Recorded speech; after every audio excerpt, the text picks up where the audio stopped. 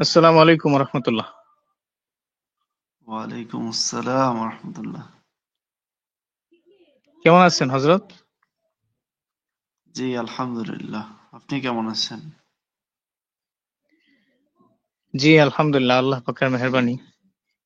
আল্লাহ তাআলা সুস্থ রাখছেন। আহ, বিষয় যে বিষয়টা আজকের টপিক, আজকে আলোচনার মূল যে বিষয়টা সেটা হচ্ছে যে আমরা তো সবাই জানি, বাংলাদেশের এবং সারা দুনিয়ার মানুষই জানে যে তাবলিগ জামাত হলো একটা শান্তিপ্রিয় জামাত। যে জামাতের মানুষদেরকে গালি দিলে তারা গালির বদলায় গালি দেয় না, তাদেরকে মারলে তারা মায়ের বদলায় মাইর দেয় না। হুম তাদেরকে তাদের নামে মিথ্যা বললে তারা এই মিথ্যার নামে মিথ্যা বলে না, পাল্টা মিথ্যা বলে না। মানে পাল্টা আক্রমণ করা যে এই তাবলীগওয়ালাদের সিফত না। হুংকার দেওয়া, মিটিং মিছিল অবরোধ ঘেরাও এগুলা করা যে আসলে তাবলীগওয়ালাদের কাজ না। রাজনৈতিক যে কর্মকাণ্ডগুলো হচ্ছে বাংলাদেশের ভিতরে, এই সবগুলো থেকে যে তাবলীগ জামাত মুক্ত, তাবলীগ জামাত পবিত্র, সেটা বাংলার সকল মানুষই জানে, গোটা পৃথিবীর মানুষই জানে। যারা তাবলীগ জামাতে আছে তারাও জানে, যারা তাবলীগ জামাতে সময় লাগায় নাই তারাও জানে, যারা তাবলীগ জামাতকে মহব্বত করে তারাও জানে, যারা তাবলীগ জামাতকে মহব্বত করে না তারাও অন্তত এতটুকু জানে যে এরা শান্তিপ্রিয়। হ্যাঁ, এরা এই সমস্ত ঝামেলার ভিতরে নাই। তো একটা শান্তিপ্রিয় জামাতকে কুলসিত করার জন্য, মানুষের সামনে প্রশ্নবিদ্ধ করার জন্য, যাতে এই জামাত মানুষের সামনে সন্ত্রাসী, জঙ্গি হিসেবে মানুষের সামনে এরকম তুলে ধরা যায়, মানুষের সামনে এই জামাতের নামে মিথ্যাচার করা যায়, একটা মিথ্যা অবস্থান এই জামাতের মানুষের সামনে, জাতির সামনে তুলে ধরা যায়, এটার জন্য একটা মহল পরিকল্পিতভাবে এই জামাতের পিছনে মেহনত করতেছে, যাতে এই জামাত মোট কথা হলো তাবলিগ জামাতটা যেন বন্ধ হয়ে যায়। তাবলিগ জামাতের বন্ধ করার জন্য তো আলাদা কোনো মিশন নেই। মিশন হলো যে মানুষের হৃদয়ে এই জামাতের প্রতি যদি একটা বদ ধারণা, একটা কুধারণা সৃষ্টি করে দেওয়া যায়, একটা হিংস্র মনোভাব যদি মানুষের ভিতরে তৈরি করে দেওয়া যায়, তাহলে মানুষ মন থেকে এই জামাতকে ঘৃণা করবে, এই জামাতের সাথে সময় লাগাবে না। হ্যাঁ, এই জামাত থেকে মানুষ দূরে যাবে। এটাই হলো এই জামাত থেকে মানুষকে বিমুখ করা আর তাবলিগ জামাত বন্ধ করার পরিকল্পনা।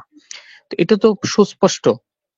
আমরা যেটা দেখতেছি, আমরা বাংলাদেশের মানুষ, সারা দুনিয়ার মানুষ যেটা দেখতেছি, সেখান থেকে কিন্তু এই একটা পরিষ্কার মেসেজই আসতেছে যে একটা মহল, হ্যাঁ, এই জামাতটাকে কলুষিত করার জন্য খুব শক্তভাবে, জানি না এরা কাদের এজেন্ডা বাস্তবায়নের জন্য নামছে বা এদের মূল উদ্দেশ্য কি। এতটুকু জানি যে তারা চায় না বাংলাদেশের ভিতরে বিশ্ব ইজতেমা হোক, বাংলাদেশের ভিতরে শান্তিপূর্ণভাবে তাবলিগের এই মেহনতটা প্রত্যেকটা মসজিদে মসজিদে চলুক।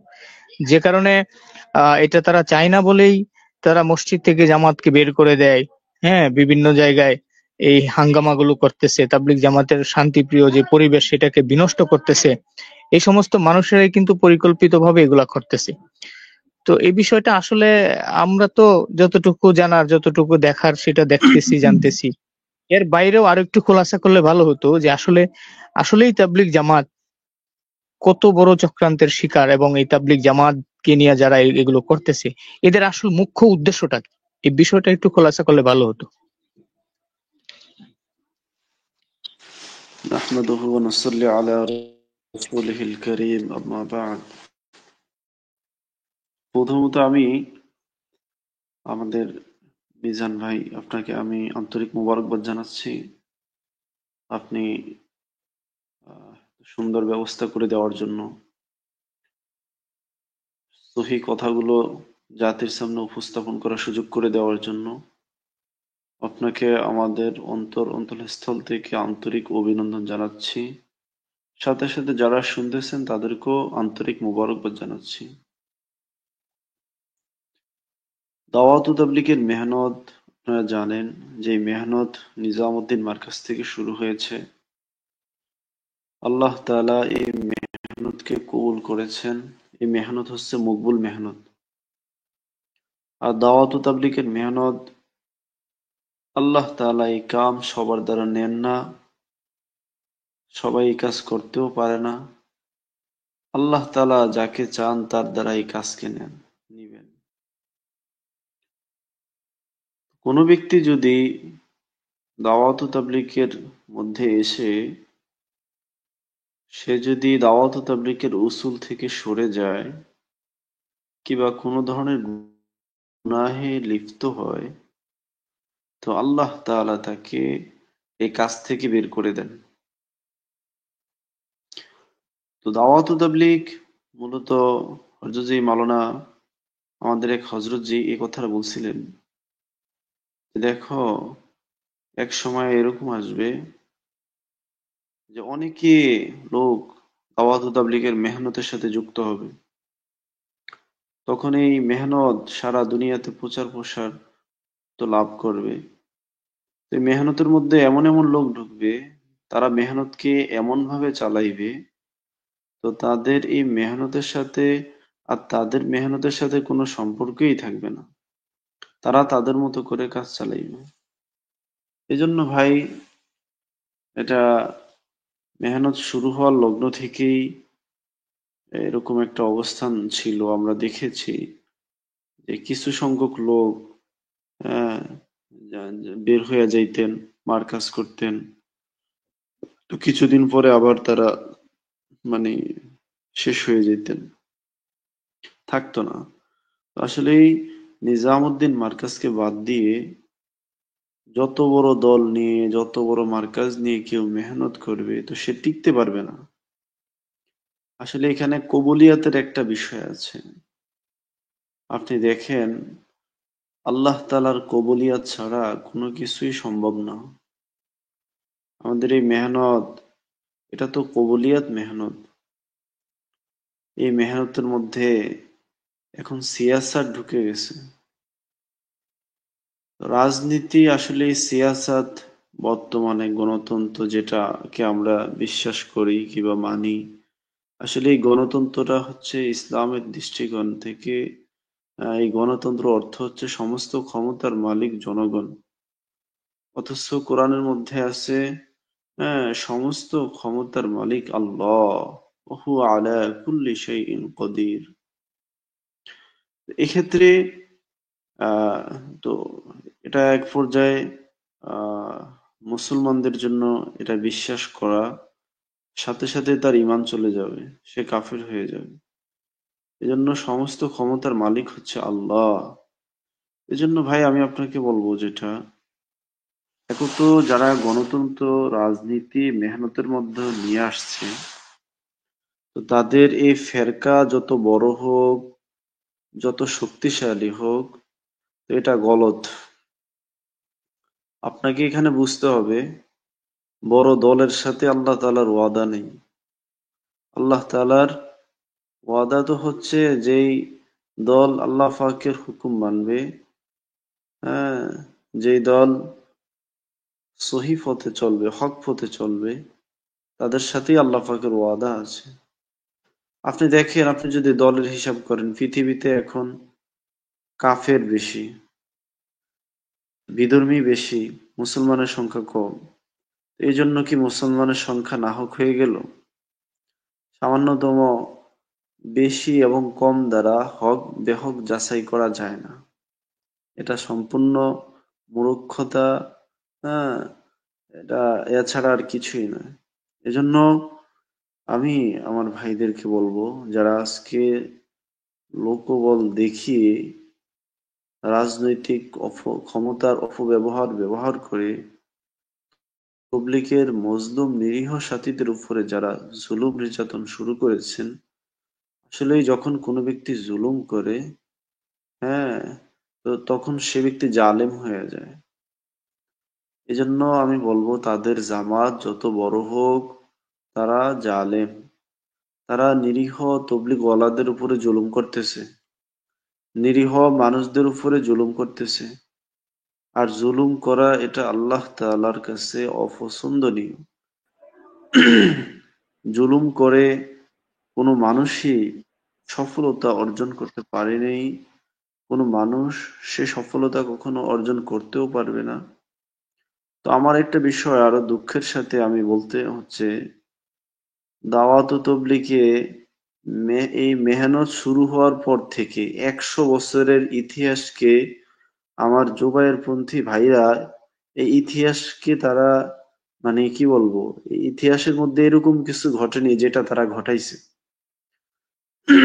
সব থেকে মজার বিষয় হচ্ছে ওনারা রাস্তায় রাস্তায় মিছিল, মিটিং, রাজনৈতিক সমাবেশ, আহ এগুলি করে যাচ্ছেন। তারপরে বিভিন্ন জায়গায় রাস্তাঘাট অবরোধ করে মানুষকে ভোগান্তির মধ্যে পালাচ্ছে।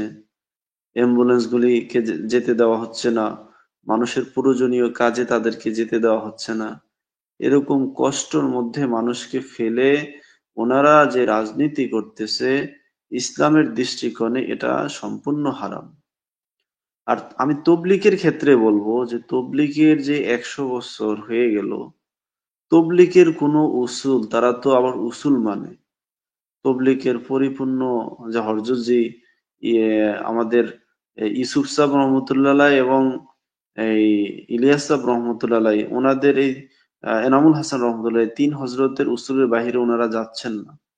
এই 3 হজরতের কোন উসুলের মধ্যে এরকম আছে কিনা যে রাস্তাঘাট অবরোধ করা, তারপরে কর্মসূচি দেওয়া, রাস্তায় বসে পড়া, ফুটপাত গুলিও দখল করে বসে থাকা, হ্যাঁ, অ্যাম্বুলেন্স আটকানো, এটা তবলিগের কোন সিরাতের মধ্যে পাওয়া যায় না এবং রসুল্লাহ সাল্লাল্লাহু আলাইহি ওয়াসাল্লামের আদর্শের মধ্যেও পাওয়া যায় না। এজন্য ওনারা যে সমস্ত কাজগুলি করতেছে এগুলি দাওয়াত ও তবলিগের কোনো কাজ না। তারা এখন এমন একটা পর্যায়ে পৌঁছে গেছে যে দাওয়াত ও তবলিগকে, হ্যাঁ, দাওয়াত ও তবলিগের যে সাথী ছিল এদেরকে নেক্সট শুরুতে রাজনীতির সাথে মিশিয়ে ফেলছে, এদেরকে নেক্সট শুরুতে, হ্যাঁ, রাজনীতিবিদ বানিয়ে ফেলছে। কিন্তু আলহামদুলিল্লাহ, যারা নিজামুদ্দিন মার্কাজের সাথে মেহনত করতেছে, হ্যাঁ, আল্লাহ তাআলা তাদেরকে হেফাজত করছে, তাদেরকে, হ্যাঁ, ওই কুফরি মতভেদের সাথে যুক্ত করতে পারেনি। তো সেক্ষেত্রে আমার আরো একটা বিষয় অত্যন্ত কষ্ট লাগে, যেটা আমরা তবলিগে দেখেছি এবং আমাদের বড়দের উসুল থেকে আমরা যেটা শিখেছি এবং রসুল্লাহ সাল্লাল্লাহু আলাইহি ওয়াসাল্লামের সিরাত থেকে যেটা আমরা শিখেছি, যে মুসলমানকে ক্ষমা করে দেওয়া, ক্ষমা করে দেওয়া এটা, হ্যাঁ, জান্নাতি মানুষের গুণ। এক সাহাবা ক্ষমা করে দেওয়ার কারণে আল্লাহ তাআলা তার মর্তবা বাড়াইয়া দিছেন, হ্যাঁ, তার জান্নাতের সুসংবাদ দুনিয়াতেই পাঠিয়ে দিছেন। তো এই জন্য আমরা যেটা শিখেছি, তবলিগের ভাইদেরকে কেউ মারলেও সে প্রতিবাদে যায় না। তবলিগের ভাইরা তারা তো এক নবীওয়ালা আখলাক দেখে কাজ করে, নবীর সিরাতকে সামনে রেখে কাজ করবে। হ্যাঁ, তো আমরা যেটা দেখতেছি যে আসলে ওরা কোন নবীর সিরাত সামনে ওদের আসছে, কিংবা কোন সাহাবার সিরাত ওনাদের সামনে আসছে, কিংবা কোন বুজুর্গর সিরাত ওনাদের সামনে আসছে, এটা আমাদের বুঝে আসে না। আমরা একটু বুঝতে, মানে এটা খুবই অত্যন্ত ঘৃণা লাগে যে ওনারা যে কাজগুলি করতেছে, যে তবলিগের নাম দিয়া তবলিগটাকে দূষিত করতেছে, তবলিগের নাম দিয়া আজকে এই তবলিগকে মানুষের কাছে ছোট করে ফেলতেছে। আসলে তবলিগের মধ্যে এরকম দাঙ্গামা হাঙ্গামা এগুলি ভাই তবলিগের মধ্যে ছিল না। তো যখন মানুষে ওনাদের মধ্যে পদের লোভ ঢুকে গেছে, হ্যাঁ, নেতৃত্বের লোভ ঢুকে গেছে, রাজনৈতিক ফায়দা হাসিল করার লোভ ঢুকে গেছে, হ্যাঁ, তখন তারা এগুলো শুরু করে দিছে, তবলিগকে নিয়ে অপব্যবহার করতেছে। তো আমি আমার ভাইদেরকে যেটা বলবো যে আপনারা যে কাজ শুরু করেছেন এই কাজ, হ্যাঁ, হযরত মাওলানা ইলিয়াস সাহেব রহমতুল্লাহ যে মেহনত ওনার মাধ্যমে আল্লাহ তাআলা শুরু করাইছে, ওই মেহনতই মেহনত না। আপনাদের এই মেহনত হচ্ছে মামুনুল হকের খেলাফতের মেহনত। আপনাদের এই আপনাদের এই মেহনত হচ্ছে জুনায়েদ আল হাবিব সাহেবের হেফাজত ইসলামের মেহনত। সম্পূর্ণ হেফাজতের সাথে এবং খেলাফত মজলিসের সাথে ওনারা সম্পৃক্ততা রেখে এখন মেহনত করতেছে। তারা যেরকম কর্মসূচি দিতেছে, রাস্তা অবরোধ করতেছে, হ্যাঁ, মিছিল মিটিং করতেছে, ওনারাও সেগুলি করতেছে। রাজনৈতিক ভাবে যেমন মানুষকে নিয়ে উঠে গুম করতেছে, জোবায়েরপন্থীরা সেটাই করতেছে। আমার অত্যন্ত দুঃখ লাগে যে আসলে সাংবাদিক যারা তারা তো মানে নিরপেক্ষভাবে কথা বলবে। কোনো মানুষের বাক স্বাধীনতা তো কেড়ে নেওয়ার অধিকার কারোরই নেই। এই যে আমাদের আমরা দেখলাম যে এক সাংবাদিক ভাই, সে তো মুসলমান, তার সাথে 6 জনকে ওনারা আহত করছে। ডিবিসি সাংবাদিক, তারপরে এসএ টিভির সাংবাদিক, হ্যাঁ ওনাদেরকে ওনারা নির্মম। তারপরে আরেকটা ঘটনা যে আমাদের ভোলাতে আমার দেশ পত্রিকার এক সাংবাদিককে দাওয়াসকে গুরুতর আহত করেছে, মাথা ফাটিয়ে ফেলছে, গা থেকে রক্ত ঝরাইছে। তো এই যে হামলাগুলি, এগুলি তবলিগের কোন হযরত যে সিরাতের মধ্যে পাওয়া যায়, আমরা একটু জানতে চাচ্ছি আপনাদের কাছ থেকে। আসলে ভাই, যারা তবলিগওয়ালা প্রকৃতপক্ষে তবলিগের মেজাজ নিয়ে চলে, এই সমস্ত কর্মকাণ্ডের পরেও, হ্যাঁ, আমি মনে করি তাদের সাথে মেহনত করার মেজাজ যাদের থাকবে, তারা মূলত রাজনৈতিক। তবলিগওয়ালা কোনো লোকেরই মেজাজ থাকতে পারে না। এরপরেও তবলিগের কোনো সাথী জোবায়েরপন্থীদের সাথে মেহনত করতে পারেই না। কারণ এই সমস্ত অনাকাঙ্ক্ষিত ঘটনাগুলি আপনারা দেখেন যে টঙ্গীর ময়দানে যে ঘটনাকে আজকে টেক লাগাইয়া আমাদেরকে বিভিন্ন জায়গায় আমাদের সাথীদের উপর জুলুম নির্যাতন করা হচ্ছে। এক টঙ্গী ঘটনাকে টেক লাগাইয়া যে জুলুম শুরু করছে, প্রকৃতপক্ষে তদন্ত করা যদি হয়, ভাই মিউট অফ করেন। প্রকৃতপক্ষে যদি তদন্ত করা হয়, তো সেক্ষেত্রে ওনারাই দোষী হবে। ধারালো অস্ত্র নিয়ে, টেডা নিয়ে টঙ্গীর ময়দানে গিয়েছে। আহ আমার আজকে একটা বিষয় অত্যন্ত অবাক লাগে। আসলে দেখেন, সত্য কখনোই গোপন থাকে না। আমাদের যে আমানুল হক, মাওলানা আমানুল হক সাহেব, আমরা ওনাকে মাওলানাই বলবো। উনি হয়তো আমাদের মুরব্বীদেরকে হ্যায় করে কথা বলছেন যে মাওলানা কিনা। আব্দুল্লাহ মনসুর সাহেবকে আমি ওনাকে মাওলানাই বলবো, আমরা সে কথা বলবো না। কারণ আমরা বেয়াদবি শিখিনি তো। আমরা আপনাদেরকে সম্মান দিয়ে বলবো মাওলানা আমানুল হক হাফিজাহুল্লাহ। উনি ওনার আজকে এক বক্তব্যের মধ্যে উনি বলেছেন, প্রথমেই উনি বলেছিলেন যে সাদপন্থীরা এই টঙ্গীর কোরআনের হাফেজদের, তারপরে ছোট ছোট বাচ্চাদের গায়ে হাত তুলেছে। তারা হেফজখানার ছাত্রদের গায়ে হাত দিছে, হাফেজে কোরআনদের গায়ে হাত দিছে, মারছে। তো কিছুক্ষণ পরে সংবাদ সম্মেলনের মধ্যেই আজকে আপনারা দেখবেন, আজকে এই প্রমাণ আহ প্রত্যেকটা সাংবাদিকের কাছে রয়েছে এবং সেখানে যে হাজার হাজার মানুষ উপস্থিত ছিলেন, হ্যাঁ, এটা সাক্ষী তারা সবাই। যেটা দেখেছিলাম, উনি পরবর্তীতে বলছে যে সাদপন্থীরা, নিজামুদ্দিনের অনুসারীরা যে আমাদেরকে বলে যে আমরা আহ এই মাদ্রাসার ছাত্রদেরকে নিয়ে সেখানে গিয়েছি, মাদ্রাসার ছাত্রদের এখানে মেহনত সেখানে টঙ্গীর ময়দানে নিয়ে গেছি। আসলে আপনারা দেখেন, যে সমস্ত লোকগুলি মারা গেছে সেখানে কি একজনও মাদ্রাসার ছাত্র? আপনারা হাসপাতালে গিয়া দেখেন, যত লোক আহত হইছে সেখানে কি একজনও মাদ্রাসার ছাত্র অথবা আলেম আহত হইছে? তো ভাই, আমার কথা, আপনার আমানুল হক ভাইয়ের কথা, আমার এখানে একটা কথা রয়েই যায়। সেটা হচ্ছে, আপনি যে বললেন, যে প্রথমে বললেন যে মাদ্রাসার ছাত্রদের গায়ে হাত দিছে, হাফিজদের গায়ে হাত দিছে, এখন আবার বলতেছেন যে আপনারা দেখেন মাদ্রাসার ছাত্রদেরকে নিয়ে আপনারা যান নাই। তাহলে দেখেন যে ওনাদের কথা যে মিথ্যা, হ্যাঁ, এটা ওনাদের কথাই প্রমাণ হয়ে যায়। তো ভাই, এই জন্য আমি বলবো, আমাদের সাথীদেরকে বলবো যে আসলে ভাই তবলিগ একটা মেহনত। তবলিগ দল ভারী করার মেহনত না। হ্যাঁ, তবলিগ এরকম ভাবে দুনিয়াবি কোনো ফায়দা হাসিল করার মেহনত না। তবলিগ হচ্ছে ভাই আল্লাহ ভোলা মানুষদেরকে আল্লাহর সাথে সম্পর্ক করে দেওয়া। এটা হচ্ছে দাওয়াত ও তবলিগের মূল উদ্দেশ্য। নিজের জান মাল সময় এগুলো নিয়ে মেহনত করা, এটা হচ্ছে দাওয়াত ও তবলিগের মূল বৈশিষ্ট্য, মূল কাজ। হ্যাঁ, এজন্য কোন দলে লোক বেশি গেল, কোন দলে লোক কম হইলো, এটা তবলিগের আদত না, এটা তবলিগের উসুল না ভাই। হ্যাঁ, আজকে আমরা বিভিন্ন ধরনের কথার সম্মুখীন হচ্ছে, বিভিন্ন কথা আমরা শুনতে হচ্ছে। হ্যাঁ, তো আমাদের এই কথাগুলি আমাদের শুনতে হবে না যদি আমরা তাকওয়ার সাথে সবর করি। বলে ভাই, মজলুম যখন আল্লাহ পাকের কাছে দোয়া করে ওই দোয়ার সাথে সাথে কবুল হয়। আপনারা দেখেন ওনারা কত উগ্র, কত মানে নিচু মানের মানুষ, যে মসজিদের মধ্যে কোরআন পড়তেছে এরকম সাথীদের উপর ওনারা হামলা চালাচ্ছে, লাথি দিয়ে কোরআন ওনার থেকে সরিয়ে দিচ্ছে। আহ, এরকম, এটি মুসলমানের এগুলা কোনো কাজ না ভাই। তারপরে আমাদের এক সাথী আরিফ ভাই ছিলেন, ওনার মাথার পাশে বাড়ি দিয়ে মাথা ফাটিয়ে ফেলছে।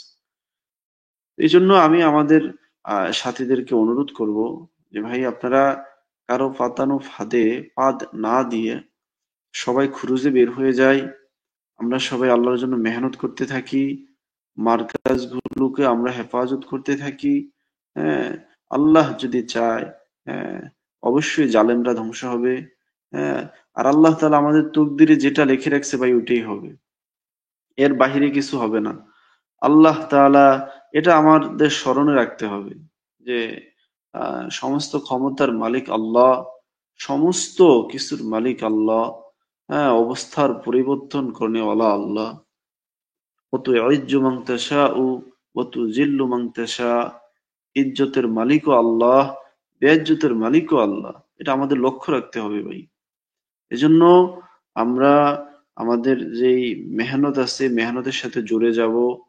আমরা রাজনৈতিক আহ কোন ধরনের যে সমস্ত ফাঁদ আমাদের সাথে পাতা হচ্ছে আমরা ওই সমস্ত ফাঁদে পা দিব না। রাজনৈতিক যারা দল, জুবায়েরপন্থী ভাইরা যাতে রাজনৈতিক দলের সাথে জোট করছে, হ্যাঁ, তারা রাজনৈতিক হয়ে গেছে, হ্যাঁ, অতএব তাদেরকে তবলিগের কোনো সাথী আমরা মনে করি না এখন। সেটা তবলিগের কোনো দল না। তারা তবলিগের সাথী একসময় ছিল, এখন রাজনৈতিক কোনো সংগঠন। এখন আমাদের করণীয় হচ্ছে আমরা যাতে দাওয়াত ও তবলিগের মেহনত করি। সেক্ষেত্রে আমরা দাওয়াত ও তাবলীগের মেহনত করবো। এবং সাথে সাথে আরো একটা কথা আমি বলে দিচ্ছি, আমাদের শুক্রবার আহ 27 তারিখ, 27 তারিখ আমাদের এই কাকরাইলে আমাদের নজম। তো ইনশাআল্লাহ আমরা আমাদের তারিখ অনুযায়ী, হ্যাঁ, বড়দের পরামর্শ অনুযায়ী আমরা আমাদের দোয়া করতে থাকি আল্লাহ তাআলা যাতে হালত খুলে, হ্যাঁ, আমরা আমাদের সময় মতো ইনশাআল্লাহ কাকরাইলে উপস্থিত হব। হ্যাঁ, এবং টঙ্গীর ময়দানে আমাদের যে তারিখ আছে ওই নির্ধারিত তারিখে ইনশাআল্লাহ আমরা ইস্তেমা করব। কেউ না ঘাবড়াই। আসলে ভাই কাকরাইল, টঙ্গী, এখানে কাকরাইল আর টঙ্গীতে মেহনত করলে আহ জামাত বের হবে আল্লাহর রাস্তায়, ওখানে মেহনত না করলেও আল্লাহর রাস্তায় বের হবে। কাকরাইল আর টঙ্গী এটা দিনের জন্য, হ্যাঁ, এখানেই মেহনত করতে হবে, এখানে না করলে জামাত আল্লাহর রাস্তায় যাবে না, এরকম কিছু না ভাই। এজন্য আমাদের সাথীদের কাছে অনুরোধ থাকবে যে এগুলা নিয়ে না ঘাবড়াই। আল্লাহ তাআলা উত্তম ফয়সালাকারী, আল্লাহ তাআলা উত্তম ফয়সালা করবে। জি, হযরত তানভীর সাহেব, আপনি ইনশাআল্লাহ।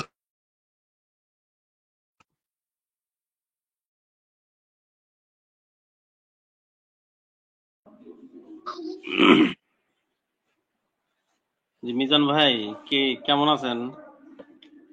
জাবের ভাই কেমন আছেন? জি জি, আলহামদুলিল্লাহ আলহামদুলিল্লাহ, আল্লাহ পাকের মেহেরবানি, আল্লাহ তাআলা ভালো রাখছে। তো জি হযরত, শুরু করলে ভালো হয়। জাবের ভাই যে কটা কথা বললো আমি একটু যোগ করতেছি আর কি। কয়েকটা বিষয় সামনে আসলো।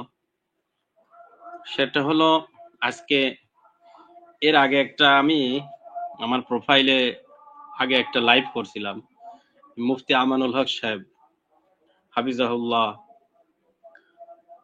ওনার সাংবাদিক সম্মেলন নিয়ে আমি একটা লাইভ করছিলাম। একবারে নির্দিষ্টভাবে 16টা 18টা আমি পয়েন্ট লিখে ওইটা বিস্তারিতভাবে জবাব দিছিলাম। তো আমার কাছে সবচেয়ে আশ্চর্য লাগে, আমরা ব্যক্তিগতভাবে একটা মানে আমার দাদা এবং আমার দাদি উভয়ের বংশের দিক থেকে একটা দিনী পরিবার, মানে দিনদার আল্লাহওয়ালা বুজুর্গ বংশের আর কি। তো এই ছোটবেলা থেকেই মসজিদ মাদ্রাসার প্রতি একটু দিনের কাজের প্রতি মহাব্বত থাকাটাই স্বাভাবিক। কিন্তু লেখাপড়া করতাম জেনারেল লাইনে, স্কুল স্কুল স্কুল লাইনে লেখাপড়া করতাম। মানে সবার আশা ছিল যে পূর্বে তো অনেকেই আলেম ওলামা সব হইছে, তো বংশের মধ্যে দুনিয়াবি কিছু ডাক্তার ইঞ্জিনিয়ারও হবে। তো আমাকে এক প্রফেসর, কলেজের প্রফেসর, উনি আমাকে দাওয়াত দিতেন মাঝে মধ্যে। তো আমাদের বাড়ির পাশে মসজিদ, তবলিগ জামাত আসতো, তবলিগ জামাতের সাথে মিশতাম। ওই মাঝে মধ্যে তবলিগ জামাতের লোকজন বলতো যে ওই হয়তো একটা সামানা আনতে কম হয়েছে, বললে বাসার মধ্যে থেকে নিয়ে আসো। আবার একটু রান্না বান্না করলে আমাদেরকে দিতেন, আমাকে খাওয়াইতেন, বলে একটু বাসায় নিয়ে যাও। তো তার থেকে আস্তে আস্তে তারপরে আমাদের প্রফেসর সাহেব আমার মেহনত করে এরপরে চিল্লায় নেওয়া সফর, এরপরে মাদ্রাসার লাইনে আল্লাহ পাক নিয়ে আসছিলেন। এটা আল্লাহ পাকের শুকরিয়া, এই তবলিগের মেহনতে মাদ্রাসায় লাইনে আসছি। তা আমি নিজে, সারা দুনিয়ার মানুষ বললেও আমি এটা মেনে নেব না যে তবলিগওয়ালারা ওলামা বিদ্বেষী। তবলিগওয়ালারা হাজার হাজার লাখো মানুষকে ওলামা বানানছে, ছেলে পেলেকে হাফেজ, আলেম, বড় বড় ডাক্তার, ইঞ্জিনিয়ার, প্রফেসর, অ্যাডভোকেট না বানিয়ে তাদেরকে দুনিয়াদার, এক কথায় মানে দুনিয়ার বিভিন্ন পদের মধ্যে না দিয়ে তাদেরকে হাফেজ, মৌলানা, মুফতি বানাইছে। তো এই তবলিগের মেহনতওয়ালারা যদি আমার কাছে না আসতো, আজকে আমি আপনাদের সাথে কথা বলার প্রশ্নই উঠতো না। তো তবলিগওয়ালারা ওলামা বিদ্বেষী না, ওলামাদের আরো ওলামা বানানোর কারখানা। তো এই যে মুফতি আমানুল হক, উনি মৌলানা তো অবশ্যই, হাফেজও আমি জানি না, মুফতিও উনি। তাহলে মুফতি ওই ব্যক্তিকেই তো বলে মুফতি, যিনি ফতোয়া দান করে, মানে একটা বিষয়ে সিদ্ধান্ত দেয় যে কোনটা হালাল, কোনটা হারাম, কোনটা জায়েজ, কোনটা না জায়েজ, কোনটা সঠিক, কোনটা বেঠিক, এটা করা যাবে কি যাবে না।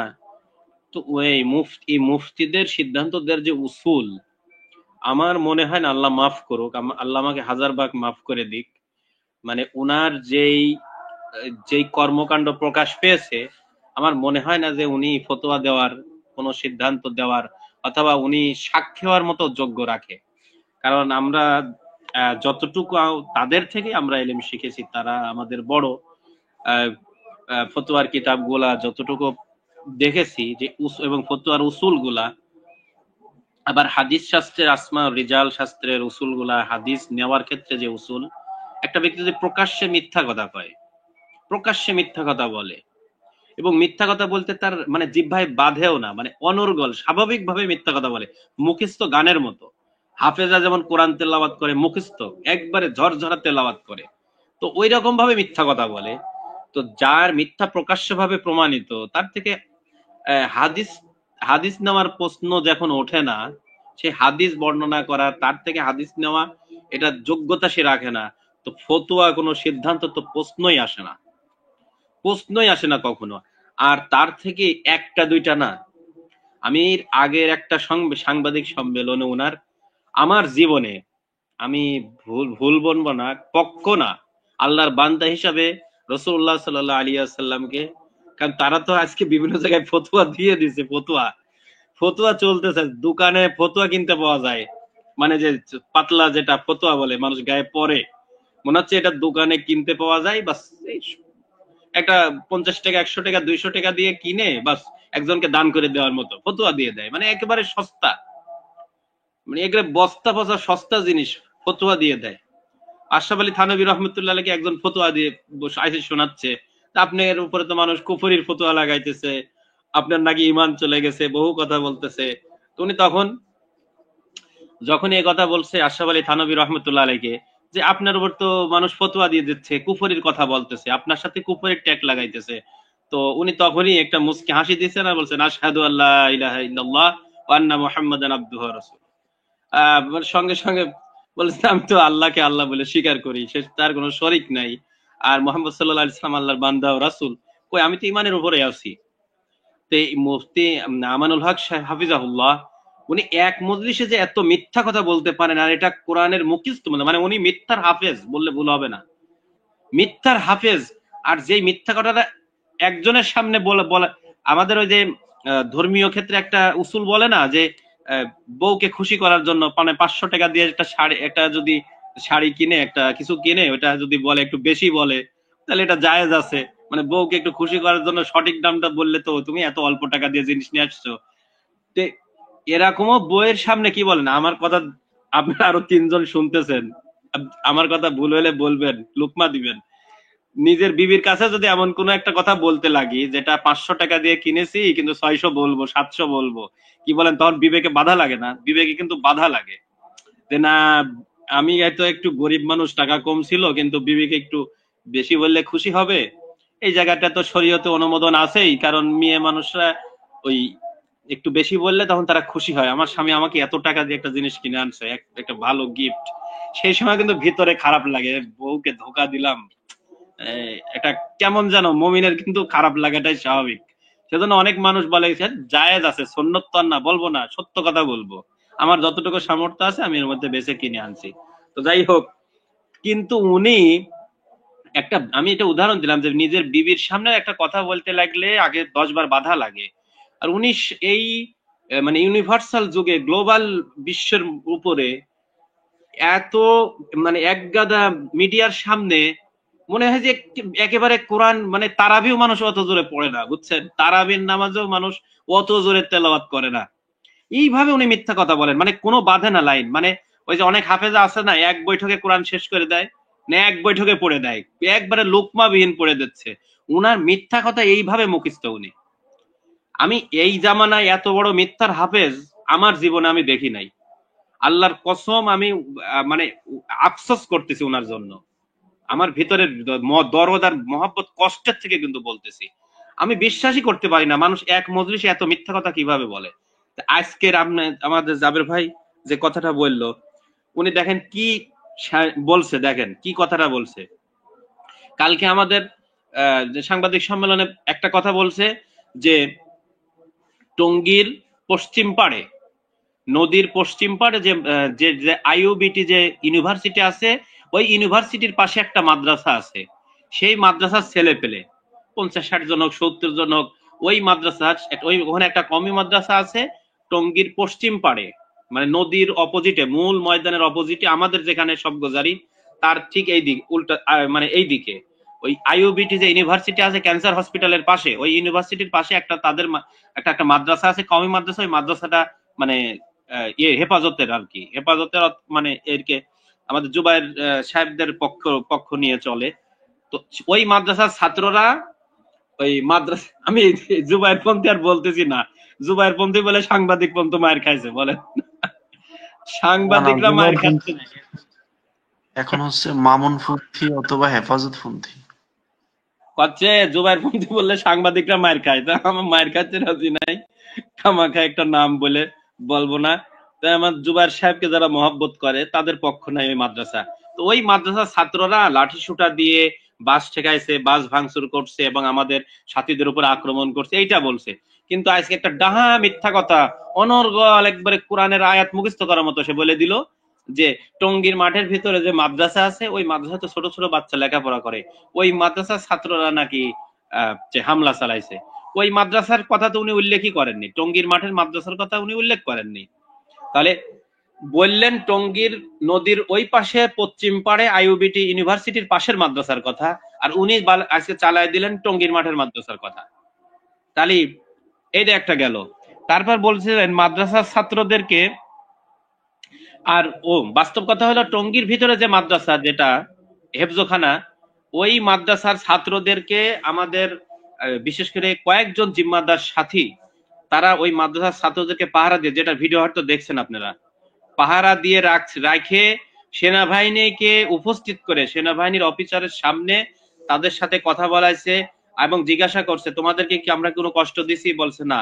তোমাদেরকে কি মারধর করছে কেউ, বলেছে না। তারপরে ওদেরকে চা না যতটুকু খাওয়াতে পারে, পাউরুটি হোক বিস্কিট হোক, এগুলা ওই বাচ্চাদেরকে খাওয়াইছে এবং বলছে যে তোমরা কোন মাদ্রাসার ছাত্র, বলে কাকরাইল মাদ্রাসার ছাত্র। তারপরে উনি ওই মুরব্বী বলতেছে যে আমি ইঞ্জিনিয়ার মাহফুজ হান্নানকে ফোন দিছি, সুরা মৌলানা ফারুক সাহেবকে আমি ফোন দিছি, ইঞ্জিনিয়ার মুশারফকে ফোন দিছি, এরকম কয়েকজনের কথা বলছে। ফোন দিয়ে ওরা দু একজন ফোন ধরছে, দু একজনকে হোয়াটসঅ্যাপে নক করছে, তারপরে আসে নাই। তারপরে সেনাবাহিনীর হস্তান্তর করে দিছে, গাড়ি দিয়ে কাকরাইল পাঠিয়ে দিছে। কিন্তু ওই মাদ্রাসার ছাত্রদেরকে দিয়েই বলা হয়েছে যে এই মাদ্রাসার ছাত্রদেরকে নাকি নৃশংস ভাবে, এবং আমি একজন বলছে এই ভাষাটা উল্লেখ করতে চাই না, মানে বকাবাদ্য, মানে এমন একটা গালি যেটা আমার প্রথমেই কষ্ট লাগলো যে আমাদের সাথীরা এরকম মাদ্রাসার ছাত্রকে কি এরকম বকতে পারে, মানে ছোট ছোট বাচ্চারা মাদ্রাসা ভিতরে। আমার মতো একটা বয়স্ক হলে মনে করেন আমি আলেম হয়ে যদি জালেমি কাজ করি আমাকে একজন বকতে পারে, কিন্তু ছোট ছোট বাচ্চাকে তো আর বকবে না। ওরা তো ওই এটা তবলিগের সবাই জানে, টঙ্গীর মাঠের মধ্যে একটা মাদ্রাসা আছে, সেখানে হেফজোখানা নুরানি ছেলেপেলে, সেখানে মক্তবের ছেলেপেলে লেখাপড়া করে। তাহলে এই যে একটা মাদ্রাসা ছাত্রদেরকে এরা মেহমানদারি করে ঘিরে রাখে, সেনাবাহিনীর কাছে হস্তান্তর করলো, প্লাস উনি বলে দিল কি যে এই মাদ্রাসার ছাত্ররা মানে ছাত্রদের নিয়ে একবার আজগবি মিথ্যা কথা। এই মাদ্রাসার ছাত্রদের কথা বলেনি সাংবাদিক সম্মেলনে যে এরা লাঠি সুটা নিয়ে মারধর করছে। লাঠি সুটা নিয়ে ছিল হলো পশ্চিম পাড়ে। তাহলে আমি যে আজকে একটা মিথ্যা কথা বলতেছি, মনে করেন যে এখানে এই কথাটা বললাম, এটা যদি মিথ্যা হয় তাহলে এর উল্টা যে আরেকটা সত্য কথা আছে ওইটাও তো প্রচার হবে। তাহলে দুইটা যদি কম্পেয়ার করা হয় তখন মানুষের কাছে আমি মুখ দেখাবো কি করে?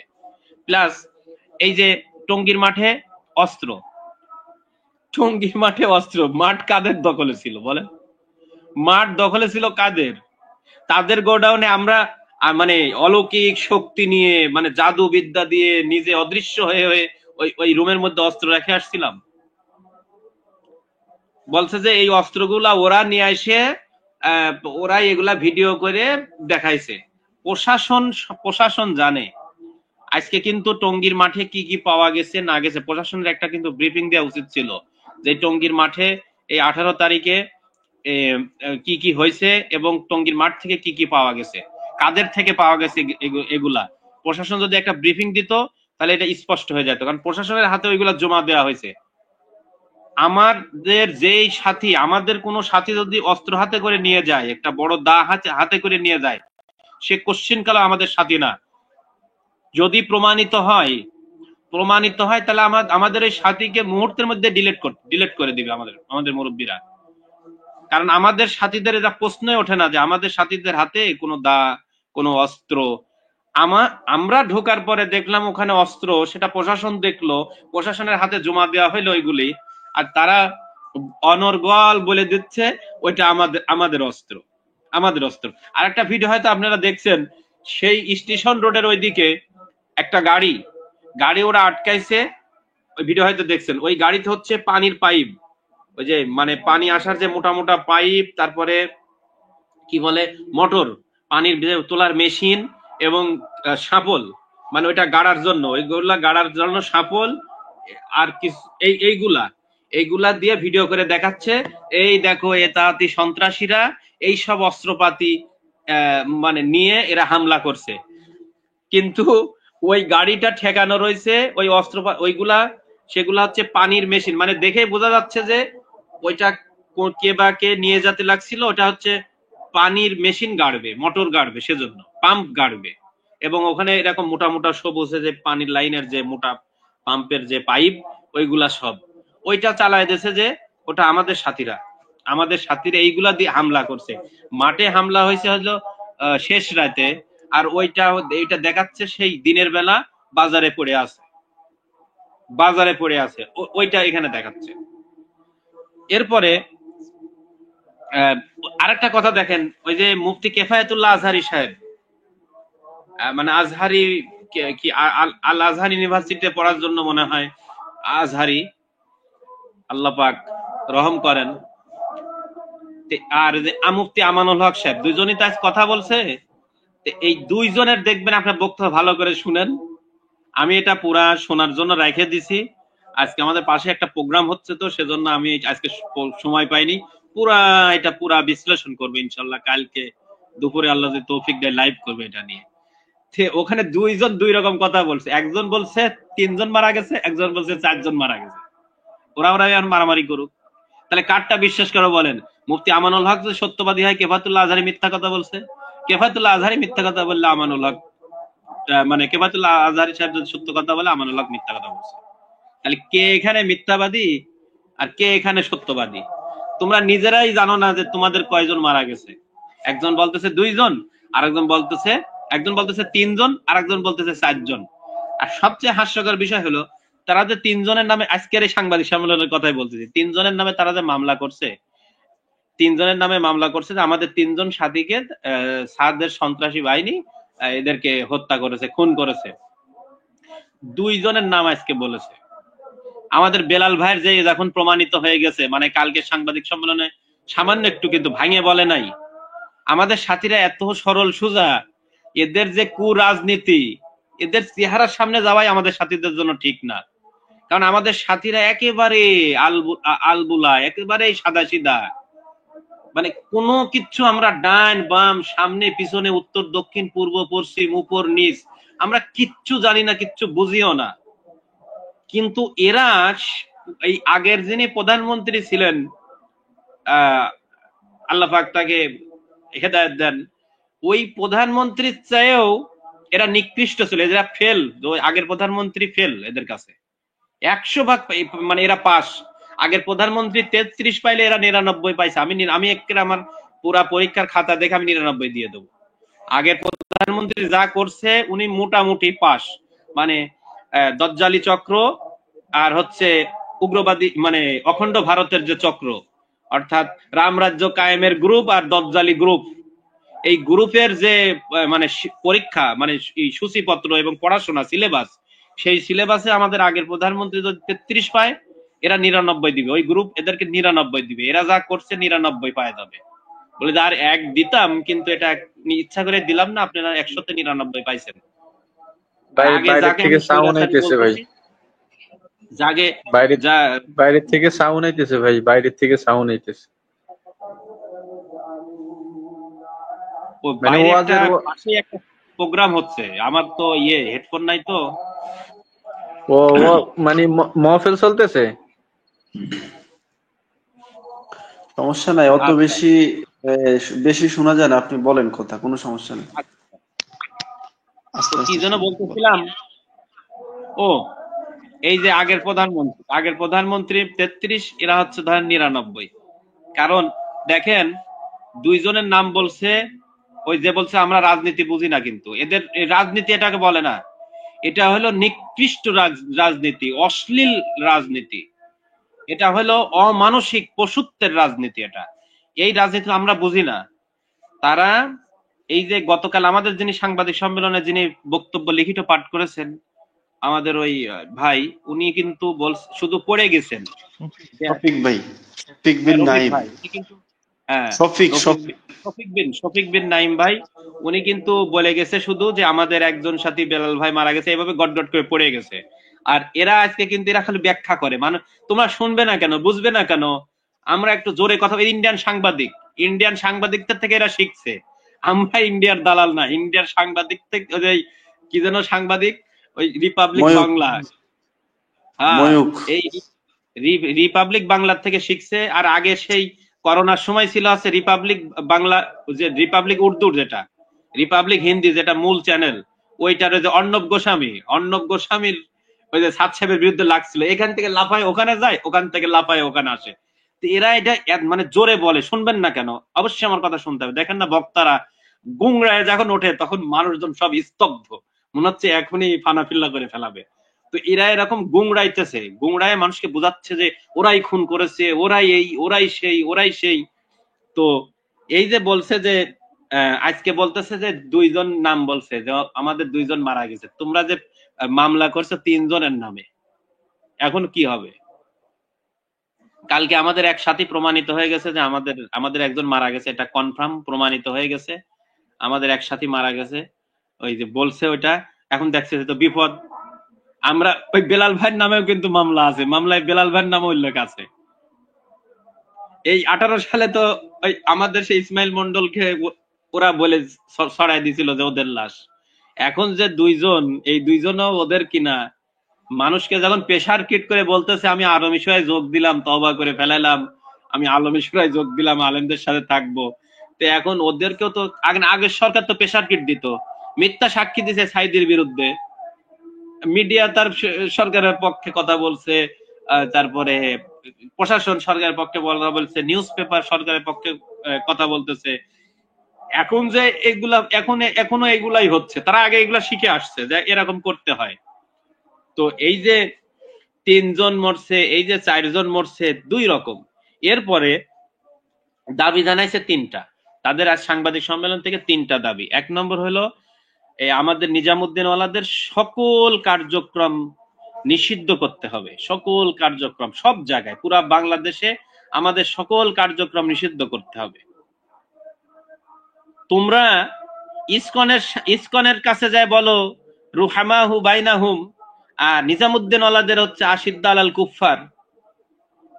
ইসকন যখন হত্যা করে মুসলমানদের তখন বলো সম্প্রীতি বজায় রাখতে হবে, কেউ ঘোলা পানিতে মাছ শিকার করতে পারবে না, ইত্যাদি ভাই ইত্যাদি। কথা কাইটে কাইটে আসছে। কথা শোনা যাচ্ছে না?